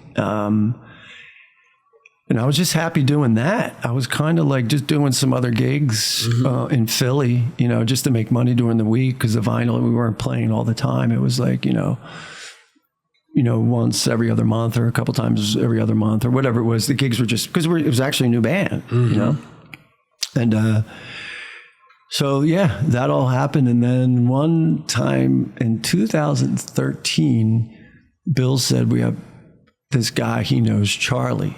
Who's this guy, Charlie Colin, who used to be in the band Train, gave him a call about this thing in Anaheim. And it's funny how I'm constantly around getting better through sobriety. This thing was for Justice for Vets, if you ever heard that. It's a beautiful organization that opposed to throwing a guy in a clink that been through, a couple tours or something. They give him the option to get sober. And I talked to some of these guys. And it was beautiful. I so believed in it. And we actually did a song with Carly Simon for them, Calling All Angels. And And I met Charlie, and that's where, my life changed again. And so it was funny because I met him at like 9 a.m. You got to imagine this. It's like we're back. It's the Anaheim Convention Center. I guess there's like 5,000. I don't even know how many people are there.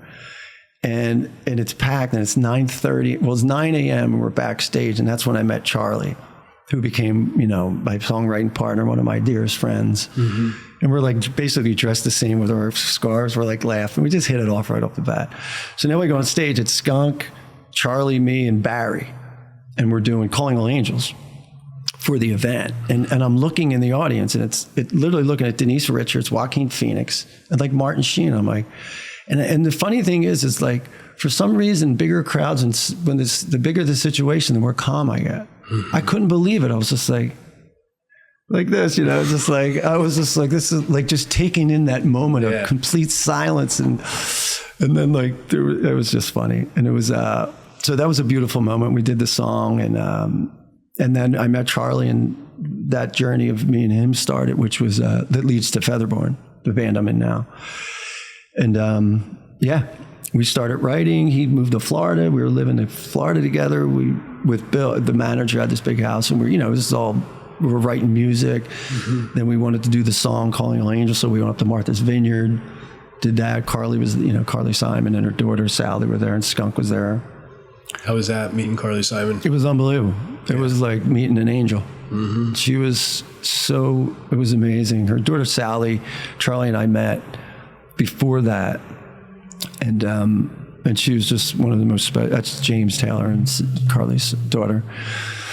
And then we came up with the concept to do for Calling All Angels, and Sally's, because me and Sally sing it, and Charlie plays it. He like redid his song, and Skunk does pedal. It's a really beautiful version. You can actually go on YouTube and look up Calling All Angels from American Vinyl All-Star Band. It's a really beautiful version. And it's like slower. It's perfect for a movie. And then she's like, well, I talked to my mom. She's going to come down. So she just, I don't even think she walked. She kind of just floated right down in the room. And she was like so beautiful. Her energy was just so spectacular. And so she's going to ad-lib a part at the end, like literally make something up on this song that's already a hit song. And she's asking for ideas, and we're all like writing stuff down. She's like, And she just delivers this thing that's like unbelievable. I'm like watching Carly Simon write in real time. Mm-hmm. It was unbelievable. And the chorus of that song, it's Carly sitting here, it's me, Sally, and Charlie. And we're all pressed like this. I'm locked arms with like Carly and Sally. We're all just like this. And we're singing the chorus to get the harmonies. Mm-hmm. And Skunk was there. And we just keep doing it. He's like, keep going. And he grabs the mic. He's like, give me a bunch of those. And that's the chorus. Wow. I was sitting on the couch. No lie, man. Like I had her arm and Sally's arm. It was like, I was like, I didn't know this. You could record like this. This is like God's in the room. It was so beautiful and so like loving, and just how Carly and her family is. They're such beautiful souls, And it was just like this ball of love, and for Skunk to know to capture that, it was brilliant. And that was definitely one of the top 5 experiences of my life. I bet. Yeah, just being around that and the history, and because I'm always like a sponge. I always just listen, like it was pretty wild hearing her and Skunk talk. And Skunk's explaining like what we're doing with the song. He's like, like you and Mick. I'm like, is he talking about Mick Jagger? Like, wait a minute. Like they all know each other. So it was like so crazy. Yeah, it was really beautiful, man. And I know when those moments happen, I've been in this band for 14 years, 13 years, something like that. And I get on stage and I'm still like, wow. I mean, that's a gift. Mm-hmm. Like I'm still wowed who I'm on stage with, but it's all love. And it's like, I know it's going to be this high energy thing that comes out. It's beautiful. I'm very grateful for that. And, that was a heck of an experience, man. So fast forward, Charlie, I guess we're talking about music now, so I'll just keep going. Yeah. Me and Charlie start writing, and a good friend of Charlie's, John Elliott. I remember being in his backyard and Charlie wasn't there. I mean, he was in the same boat. We lost him. He's gone now. God rest his soul. But he wasn't there. So I'm playing the backyard party by myself. And like, John's like, so my buddy's like, what are these songs, man? I was like, a couple of them are mine. So he's like, we start talking about getting them recorded. And then, so I went back to Philly, and I was living in Vegas with my ex-fiance, and then I made it back to Philly, thank God. And I remember I get this phone call, and he's like, well, Charlie, so Scott was in Train too. He was the drummer, so he left now too.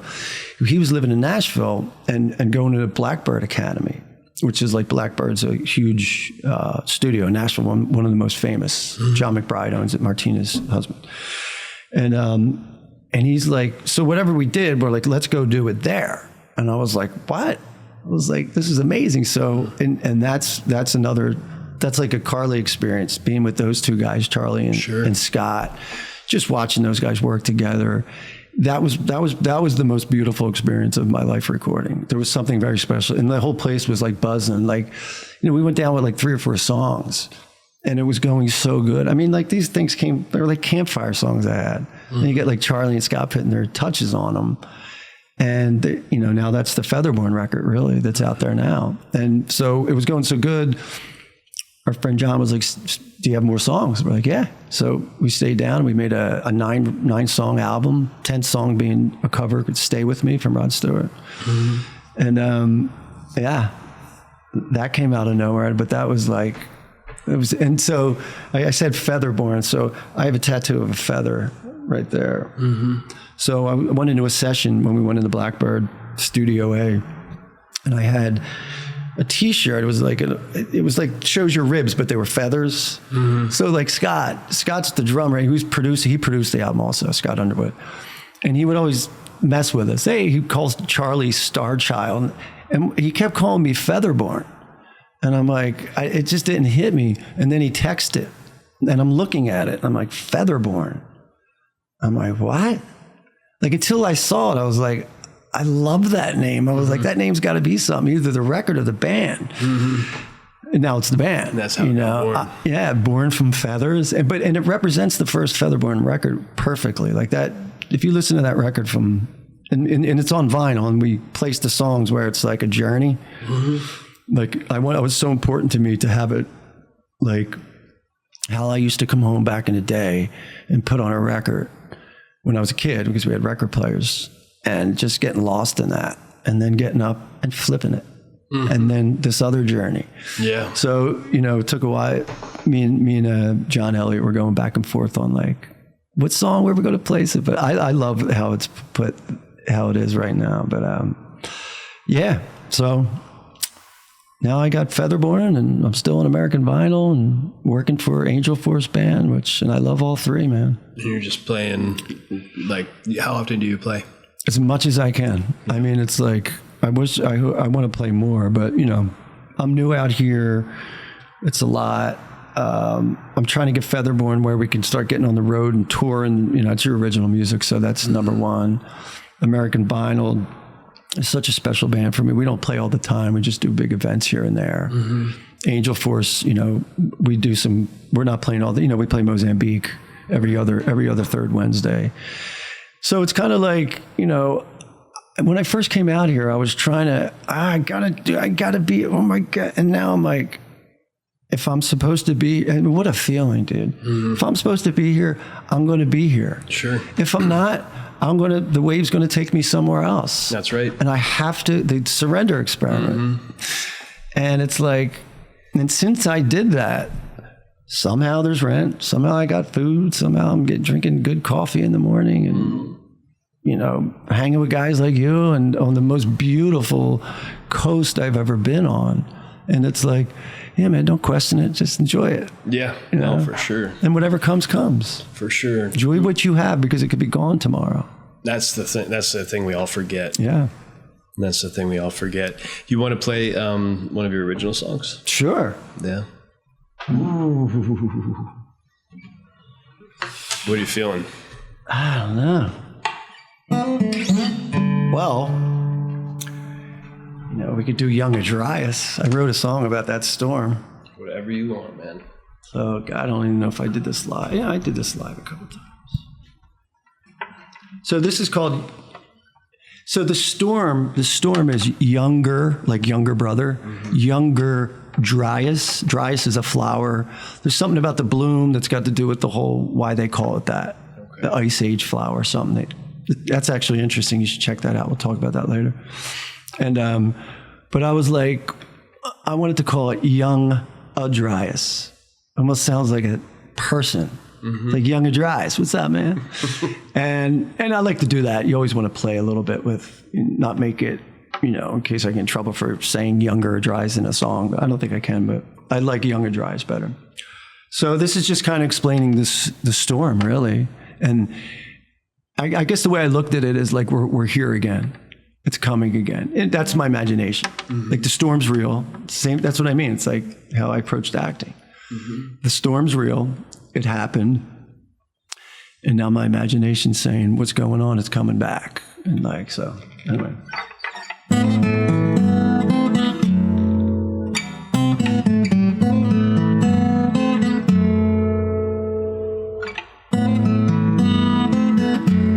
I've been feeling something falling over me. You know that certain something measured in degrees. An ancient voice is calling out to be free. So lost and alone.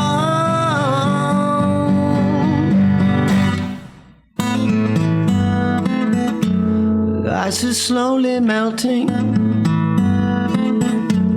drifting into the sea. The mighty mountains quaking. A Dryas yearns to be free. Rivers keep on rising, rising up as we bleed. For time has no home.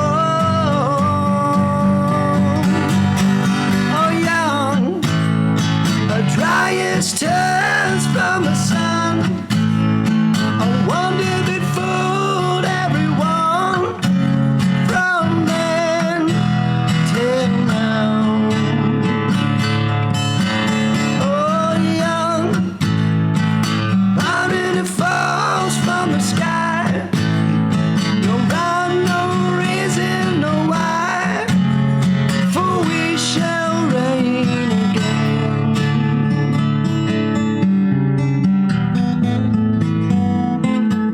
Toad spoke the keys of knowledge,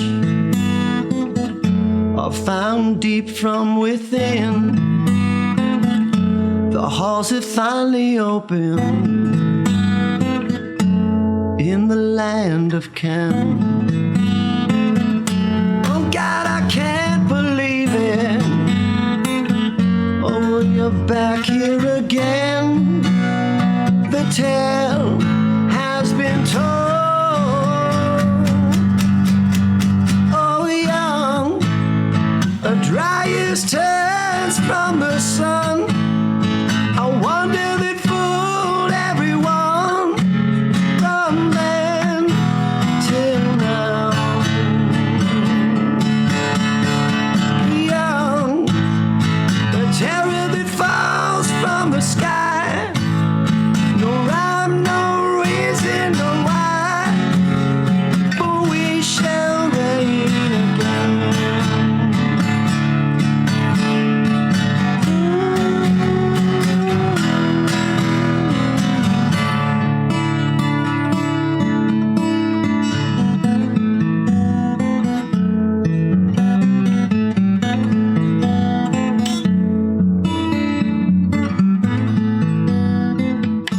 Never to be forgotten is the reason why.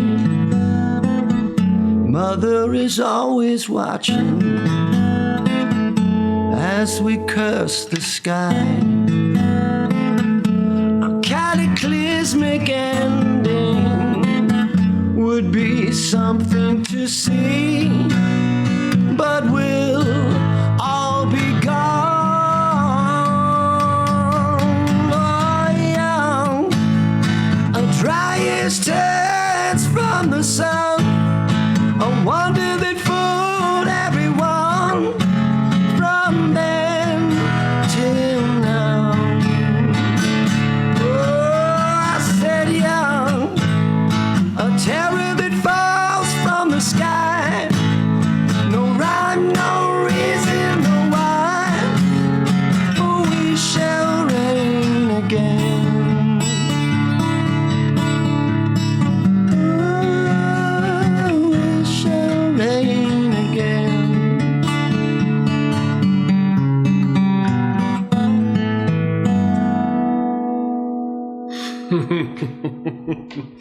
That was cool. You know who's gonna take this is Graham Hancock and Yeah. what's his name? Yeah, we'll cut that as a thing. We'll make it its own little separate. Yeah, that's, YouTube. you know, it's funny you say that because, like, I was going to get that bundled up. I'm working with Steve DeSantislow. Sorry, I got a little lisp at my tooth. I'm trying to say these big names.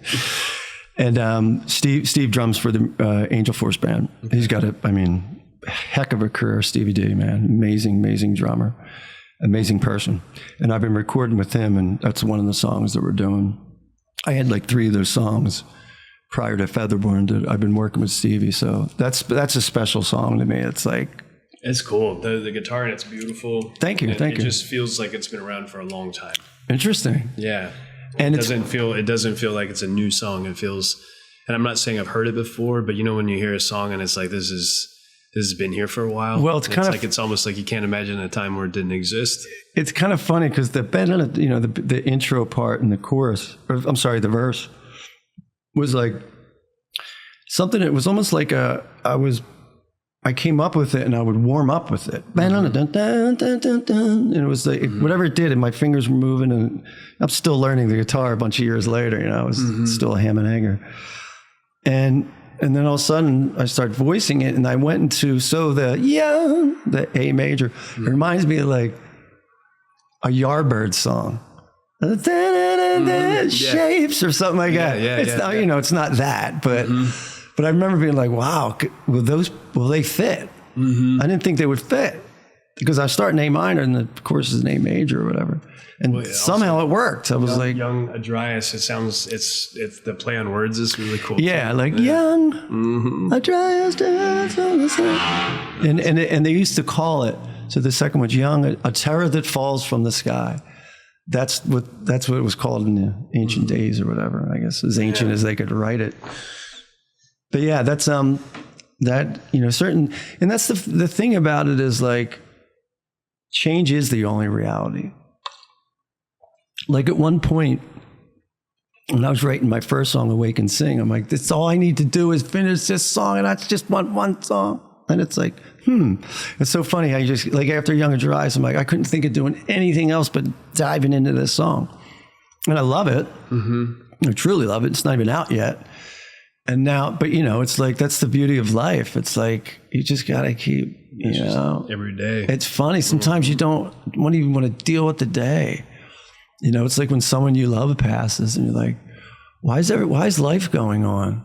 Why does everybody keep living life? You know, don't they know? It's like, I know exactly. That always trips me out. You think about like the absence of that person.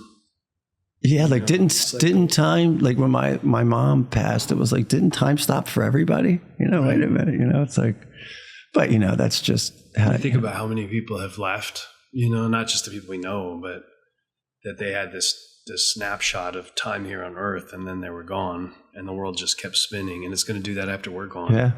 You know, and there'll be more lives and more people. You know, death is not the end of life; it's part of it. Right. And I think we forget that sometimes. And you know, I'm not. You know, I often ask myself, am I living in fear? Like, why I'm trying to find out? And it's not that at all. You know, it's I'm interested.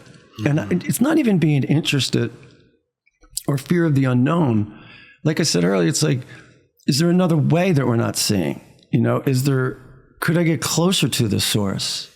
through a deep meditation. I mean, ayahuasca is one thing, and that was a beautiful experience, like one of the most beautiful experiences I ever had. But that upped my, wait a minute. Yeah, you're more curious. Yeah. Is that what we're going to see when we cross over? Is that we're conscious, like, you know, it was pretty interesting, that. And I'm not saying everybody run out and do ayahuasca or anything, but it's kind of like we need to start tapping inward to know outward. You know, I think I have this weird feeling like all the answers we seek are in this library in the universe we can tap into. I believe that. I have an instinct of that. I don't know how to get there. I think I was kind of close to it. I'm going to give you a book.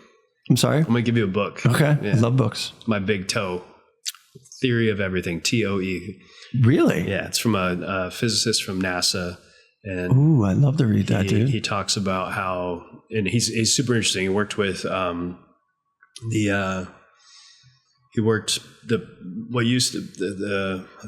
Stanford School of, I'm going to screw all this up.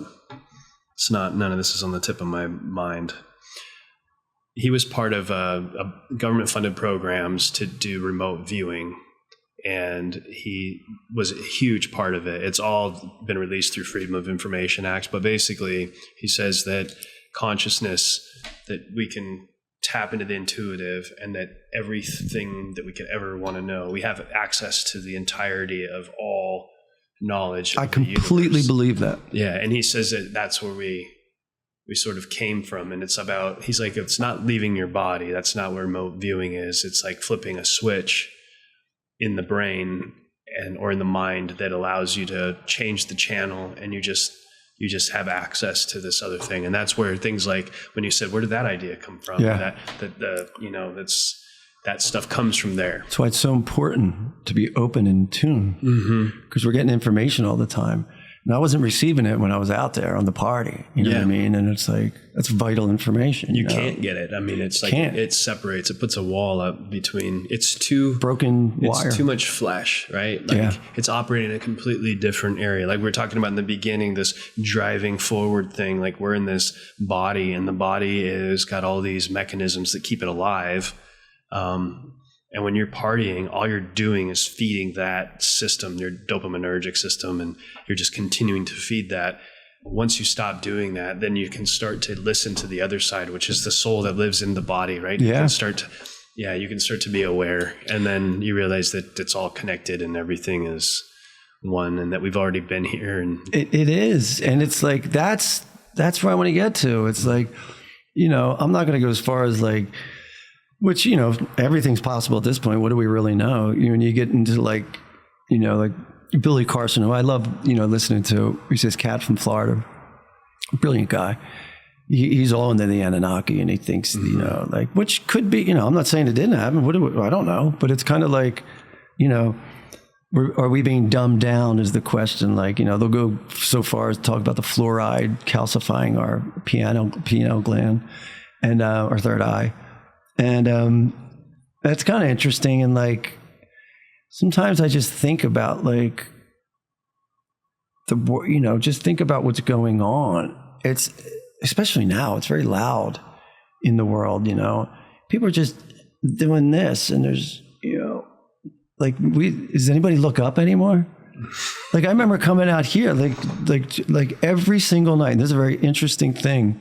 And it's all a flow. There's no coincidences. You're tapping into the source, and you're in the flow of it.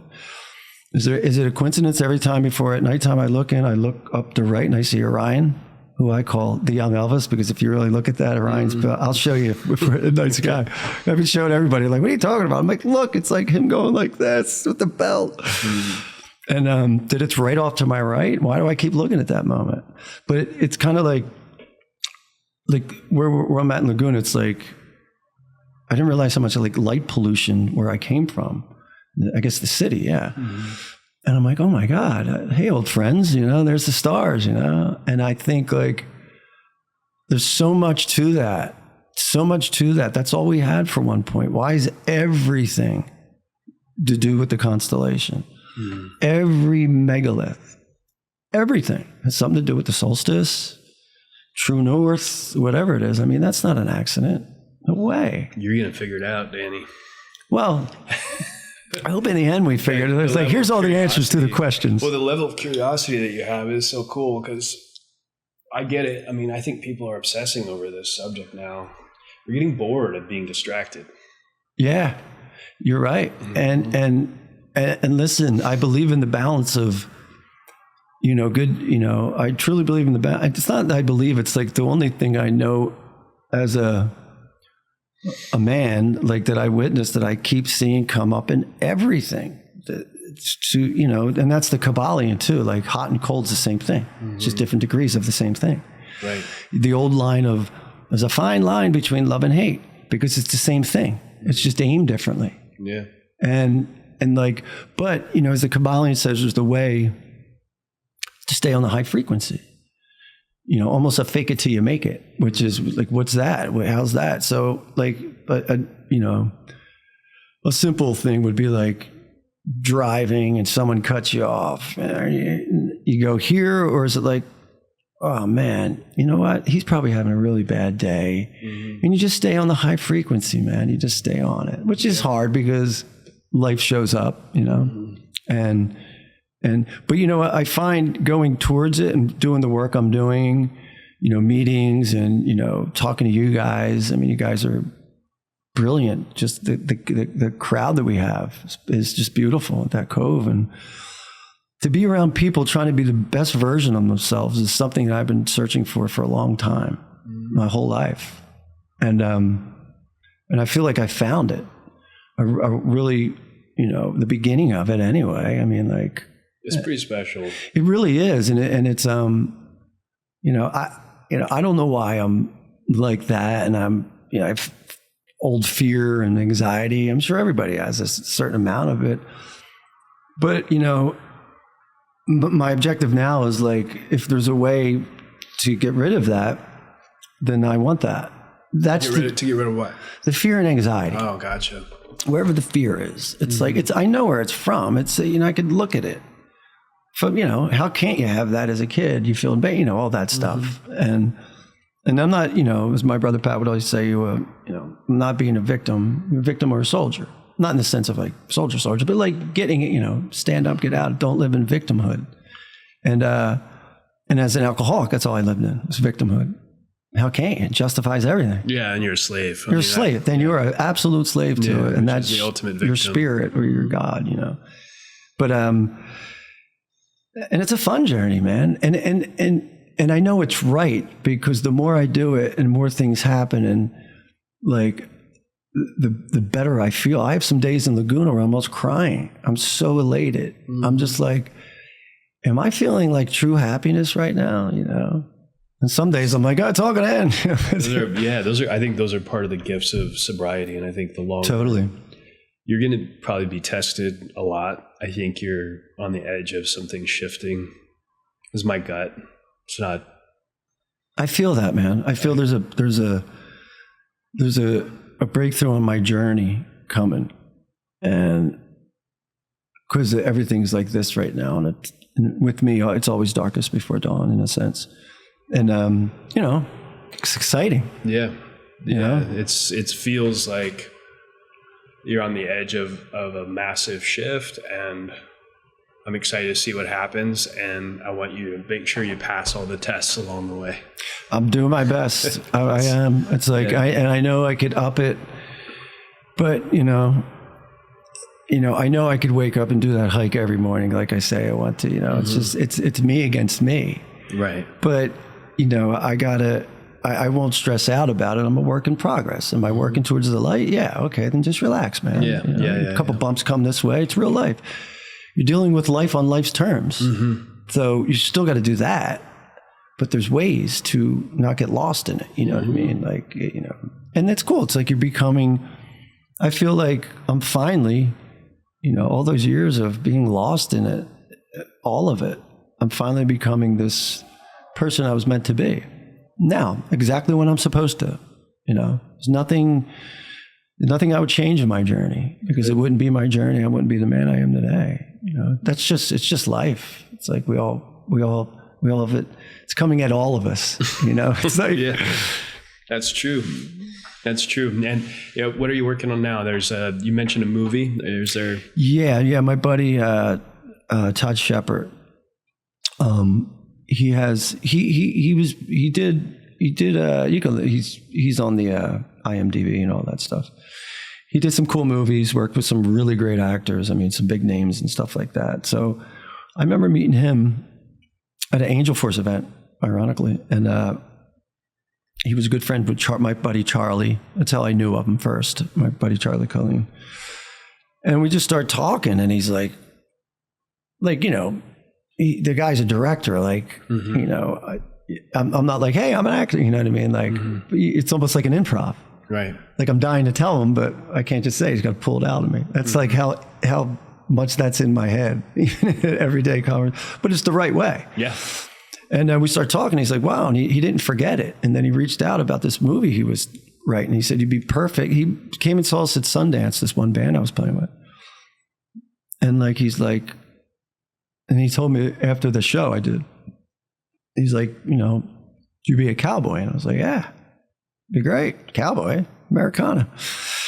So he's got this movie coming out. It's called Goat Rodeo. So I don't think he released it or anything yet, in the press or anything like that. So as obviously it was my first thing I ever did was study acting. So I obviously would love to do something with that again.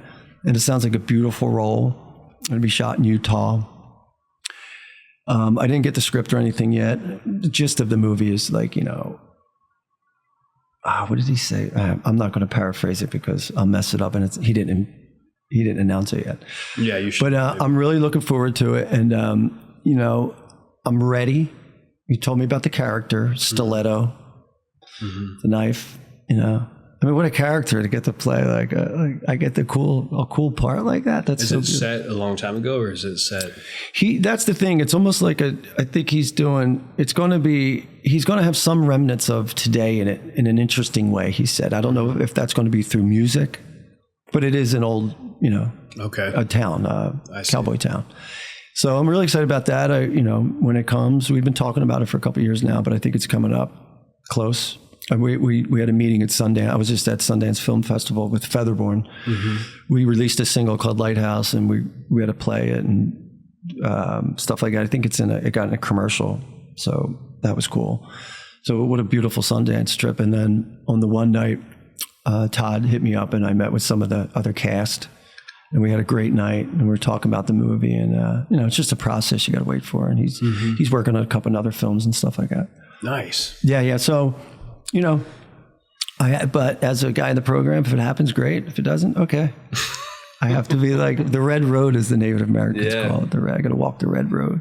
But it's like I said to my brother Pat, I was like, just being that night with the cast is out. We had this great meeting, and we go. Some guy's blowing glass, and he's having us do it. Like the place was closed, and it was just us. I was like, whether this happens or not, that was like the coolest night of my life. Just talking about the movie, but it's in motion. So I'm really excited for it. Good. So after it, we have to recap on this. Yeah. Yeah. Well, it happened. I hope they'll be able to pin you down. You'll probably be. Hey man. More red carpet at that point. So. If that's part of it, it would be great. I would love to do that. If it's not, if it's just being a part of a beautiful thing like that, I'd just be happy, Like, again, I'm just happy to be alive. It's sounds like a weird thing to say, but, when you get close to it, it's not. It's like, I had a heart issue in 2019 because of the substance, through alcohol and cocaine. And do you feel grateful every day? Every day. I didn't deal. How do you do that? Tell people that are listening to this how to do that. Well, the first thing I do is I wake up. I still got a racy head. Like, oh my God, I'm late for something. You're like, wait a minute, dude.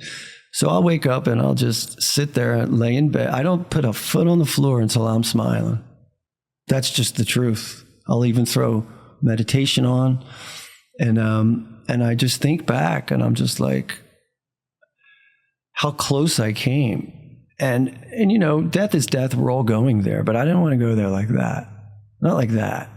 Because then it's a rinse and repeat, I feel like. I just wasn't, And, it was scary. It was like at one moment when they came in, I went to an urgent care, it was bad. I'm a binge drinker. So I was sober for months, all healthy. And I just come in and bottles of vodka and I'm playing music, not taking care of myself, not sleeping, not drinking water. I was dehydrated, and you add the dry goods to it. Mm-hmm.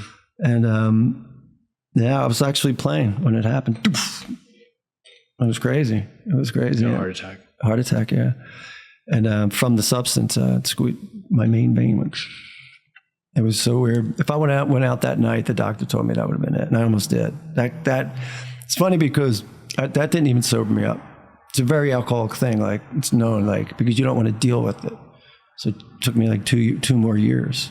So I'm lucky, man, that I got it but yeah, the sober version of myself, I remember waking up in the middle of the night, I'm dealing with that now, the heart attack, because, you almost died. You're going to deal with that.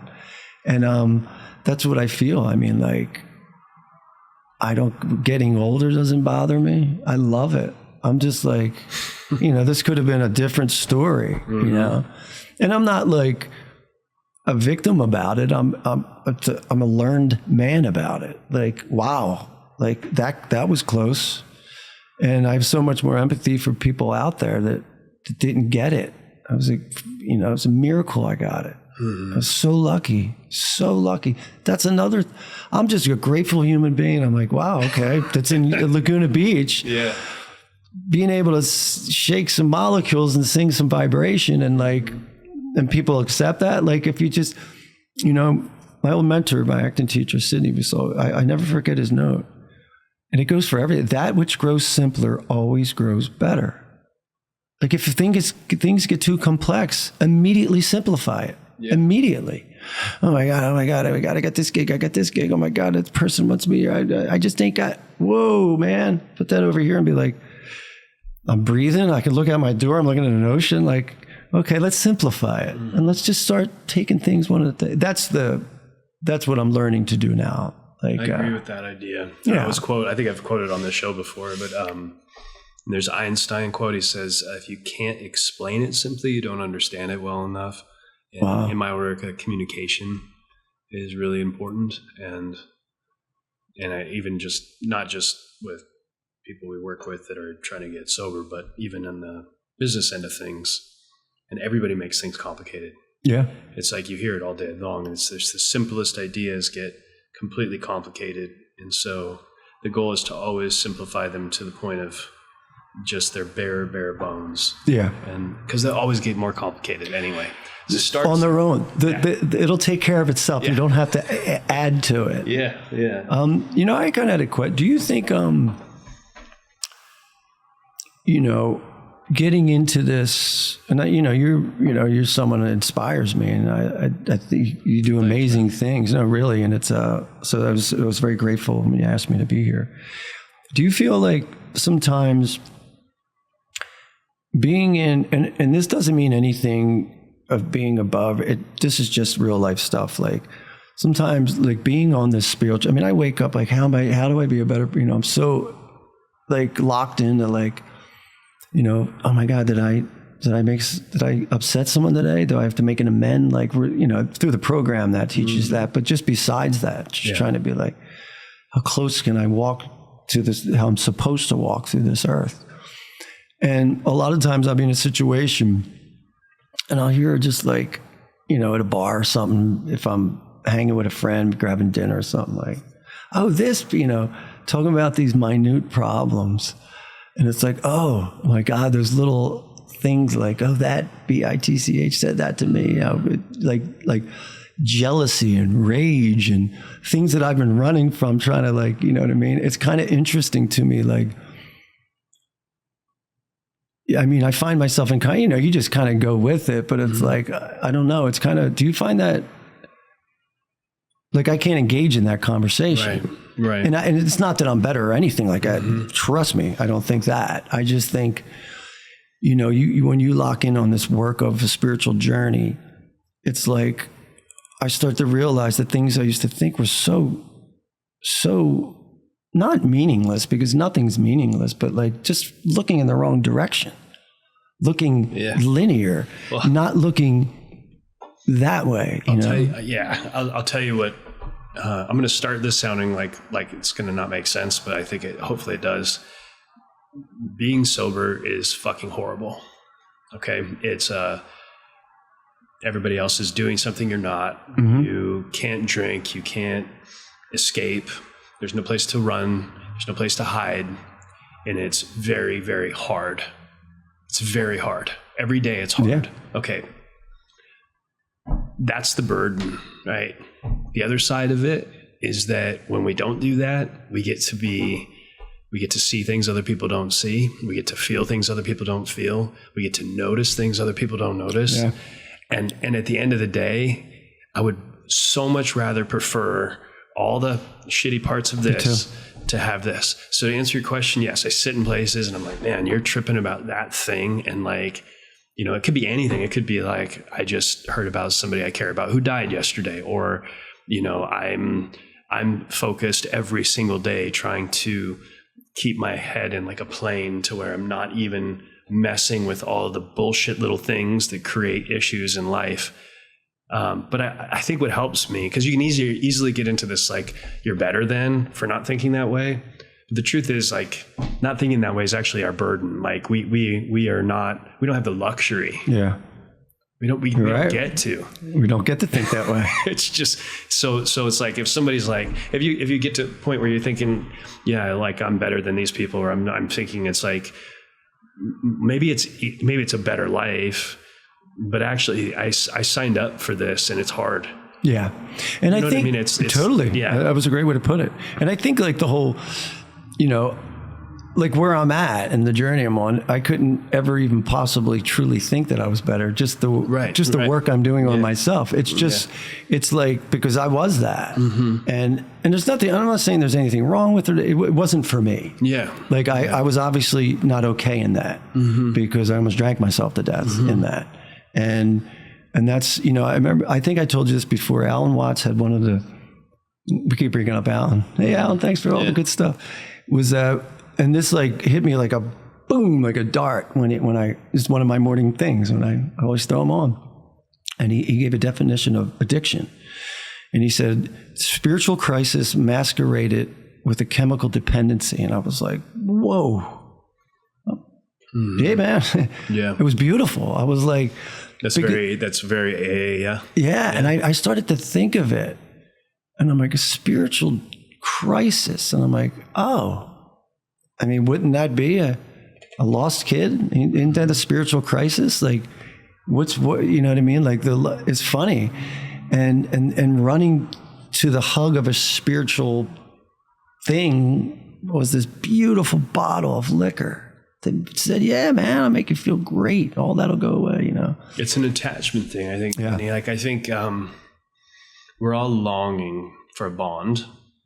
And in class, I usually make this about bonding with people versus chemicals. But it's like there's this yearning for an attachment, and we can find it where we're like holding a bottle like it's a baby.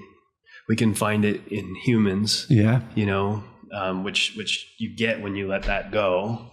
You can find it in the source, like something greater than you, right? But we are gifted with this unbelievable ability to obsessively attach. Yeah. Okay. So how do we use that to our advantage? Well, let's attach to something higher than us.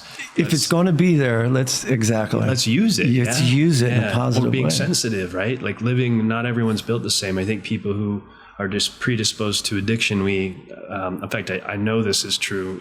There's a heightened degree of sensitivity, and that's painful.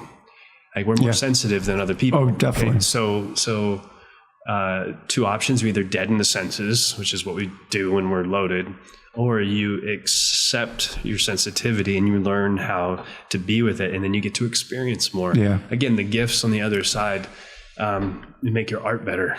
Oh yeah. Have those moments where everything slows down. Like these things are they're gifts. I call that the big lie.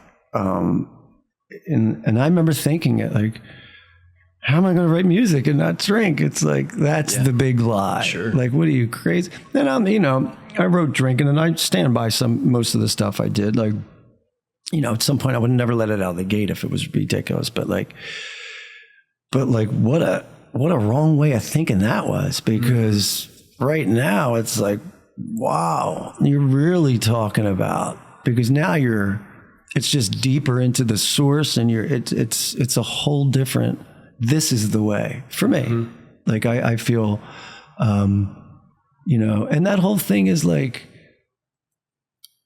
connection is what we're talking about, right? Like what you were just talking about, like connection. They say the opposite of addiction is connection, which is like, it's all we're yearning to do. And it's like, if you look at people at bars, they're connecting in a different way, and I did that. And I think, it didn't work for me. I think connecting with someone now, like, it's funny because like, I'll go back home and I'm just like, you forget I'm out here and I'm talking, like we speak like this, just in our little bubble down there, a beautiful little cove, and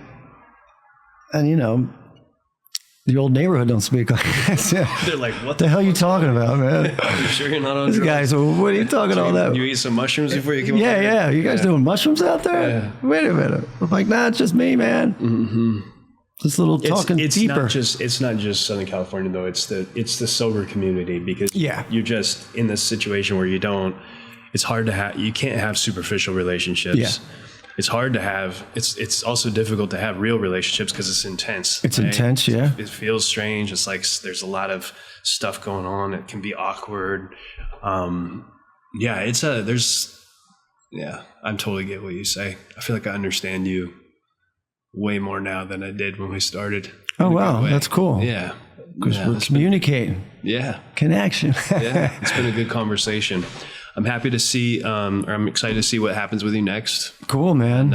And you too, brother. Thank you. It's so nice to get to know you. Yeah. You know what I mean? I think, a little bit about you. We see you here and there. And like, I feel I know you a lot more now, just this conversation. And I think we're way on the same page more than I thought we were. Yeah. Which is always cool. We still got to do a play together. Well, I've been talking to Pat about that. And we have this space here. I have a key. This is my spot. We can come here and rehearse. You could do a whole thing here. I'm not saying that this is where you do a show. No, I already been thinking about that. I got a place down in Laguna I want to talk to this guy about. And we'll talk about that because I've been talking to Pat about that a lot. Because I really want, Pat's gifted at that, man. And like, he's doing it now. And it's so beautiful to watch because he's working with his son and he's directing his son. And I'm like, there he is. That's Pat, man. Yeah. That's his biggest passion is that. There's no bigger passion in his life. He works with kids. He's amazing at that. He's just got that thing where he can get through to them. He did that in Philly for a while. But like when it comes to like act, it's like you see him light up. It's a different person. It's where he should be. So it's nice to see him. He's the second thing he's doing with his son now. So it's like a second thing to direct it. And that's when I said like inertia is a big thing. Stay in motion. I learned if I'm on tour, the next gig is like, yeah, whatever, throw something, and I'm right there. It's all right there. But if I have like a gig and like 2 months is the next one, I'm like, whoa, inertia is real. Something in motion stays in motion. There's something so rhythmic about that. It's like, I remember being in it and like, oh, wow, this is inertia. Even here, there's getting involved in another theater, more classes up in LA. There's a ton going on. So you guys are in the right place. Yeah. I just think we're starting to find, when Pat told me about you being into it, I was like, dude, we just need girl Heather on our street in Beverly as an actress. Like, why couldn't we get a little troupe together? Absolutely. Start on a play, put it up in a couple places around town. Yeah. My brother across the street had a nonprofit theater company called Dual Theater for years. Yeah, really? He has a master's degree in theater. Wow, well, there you go. Yeah. We were all on that path, and then my path did a crazy turn, which is a story for another time. But, another podcast. Yeah. Well, hey, man, we're here now. Yeah. Now is now. So this is what I'm supposed to do. 100%, because you're great at it, and I'm so grateful to be here, and I'm so thank you. I'm honored that you asked me to do this. So. Yeah.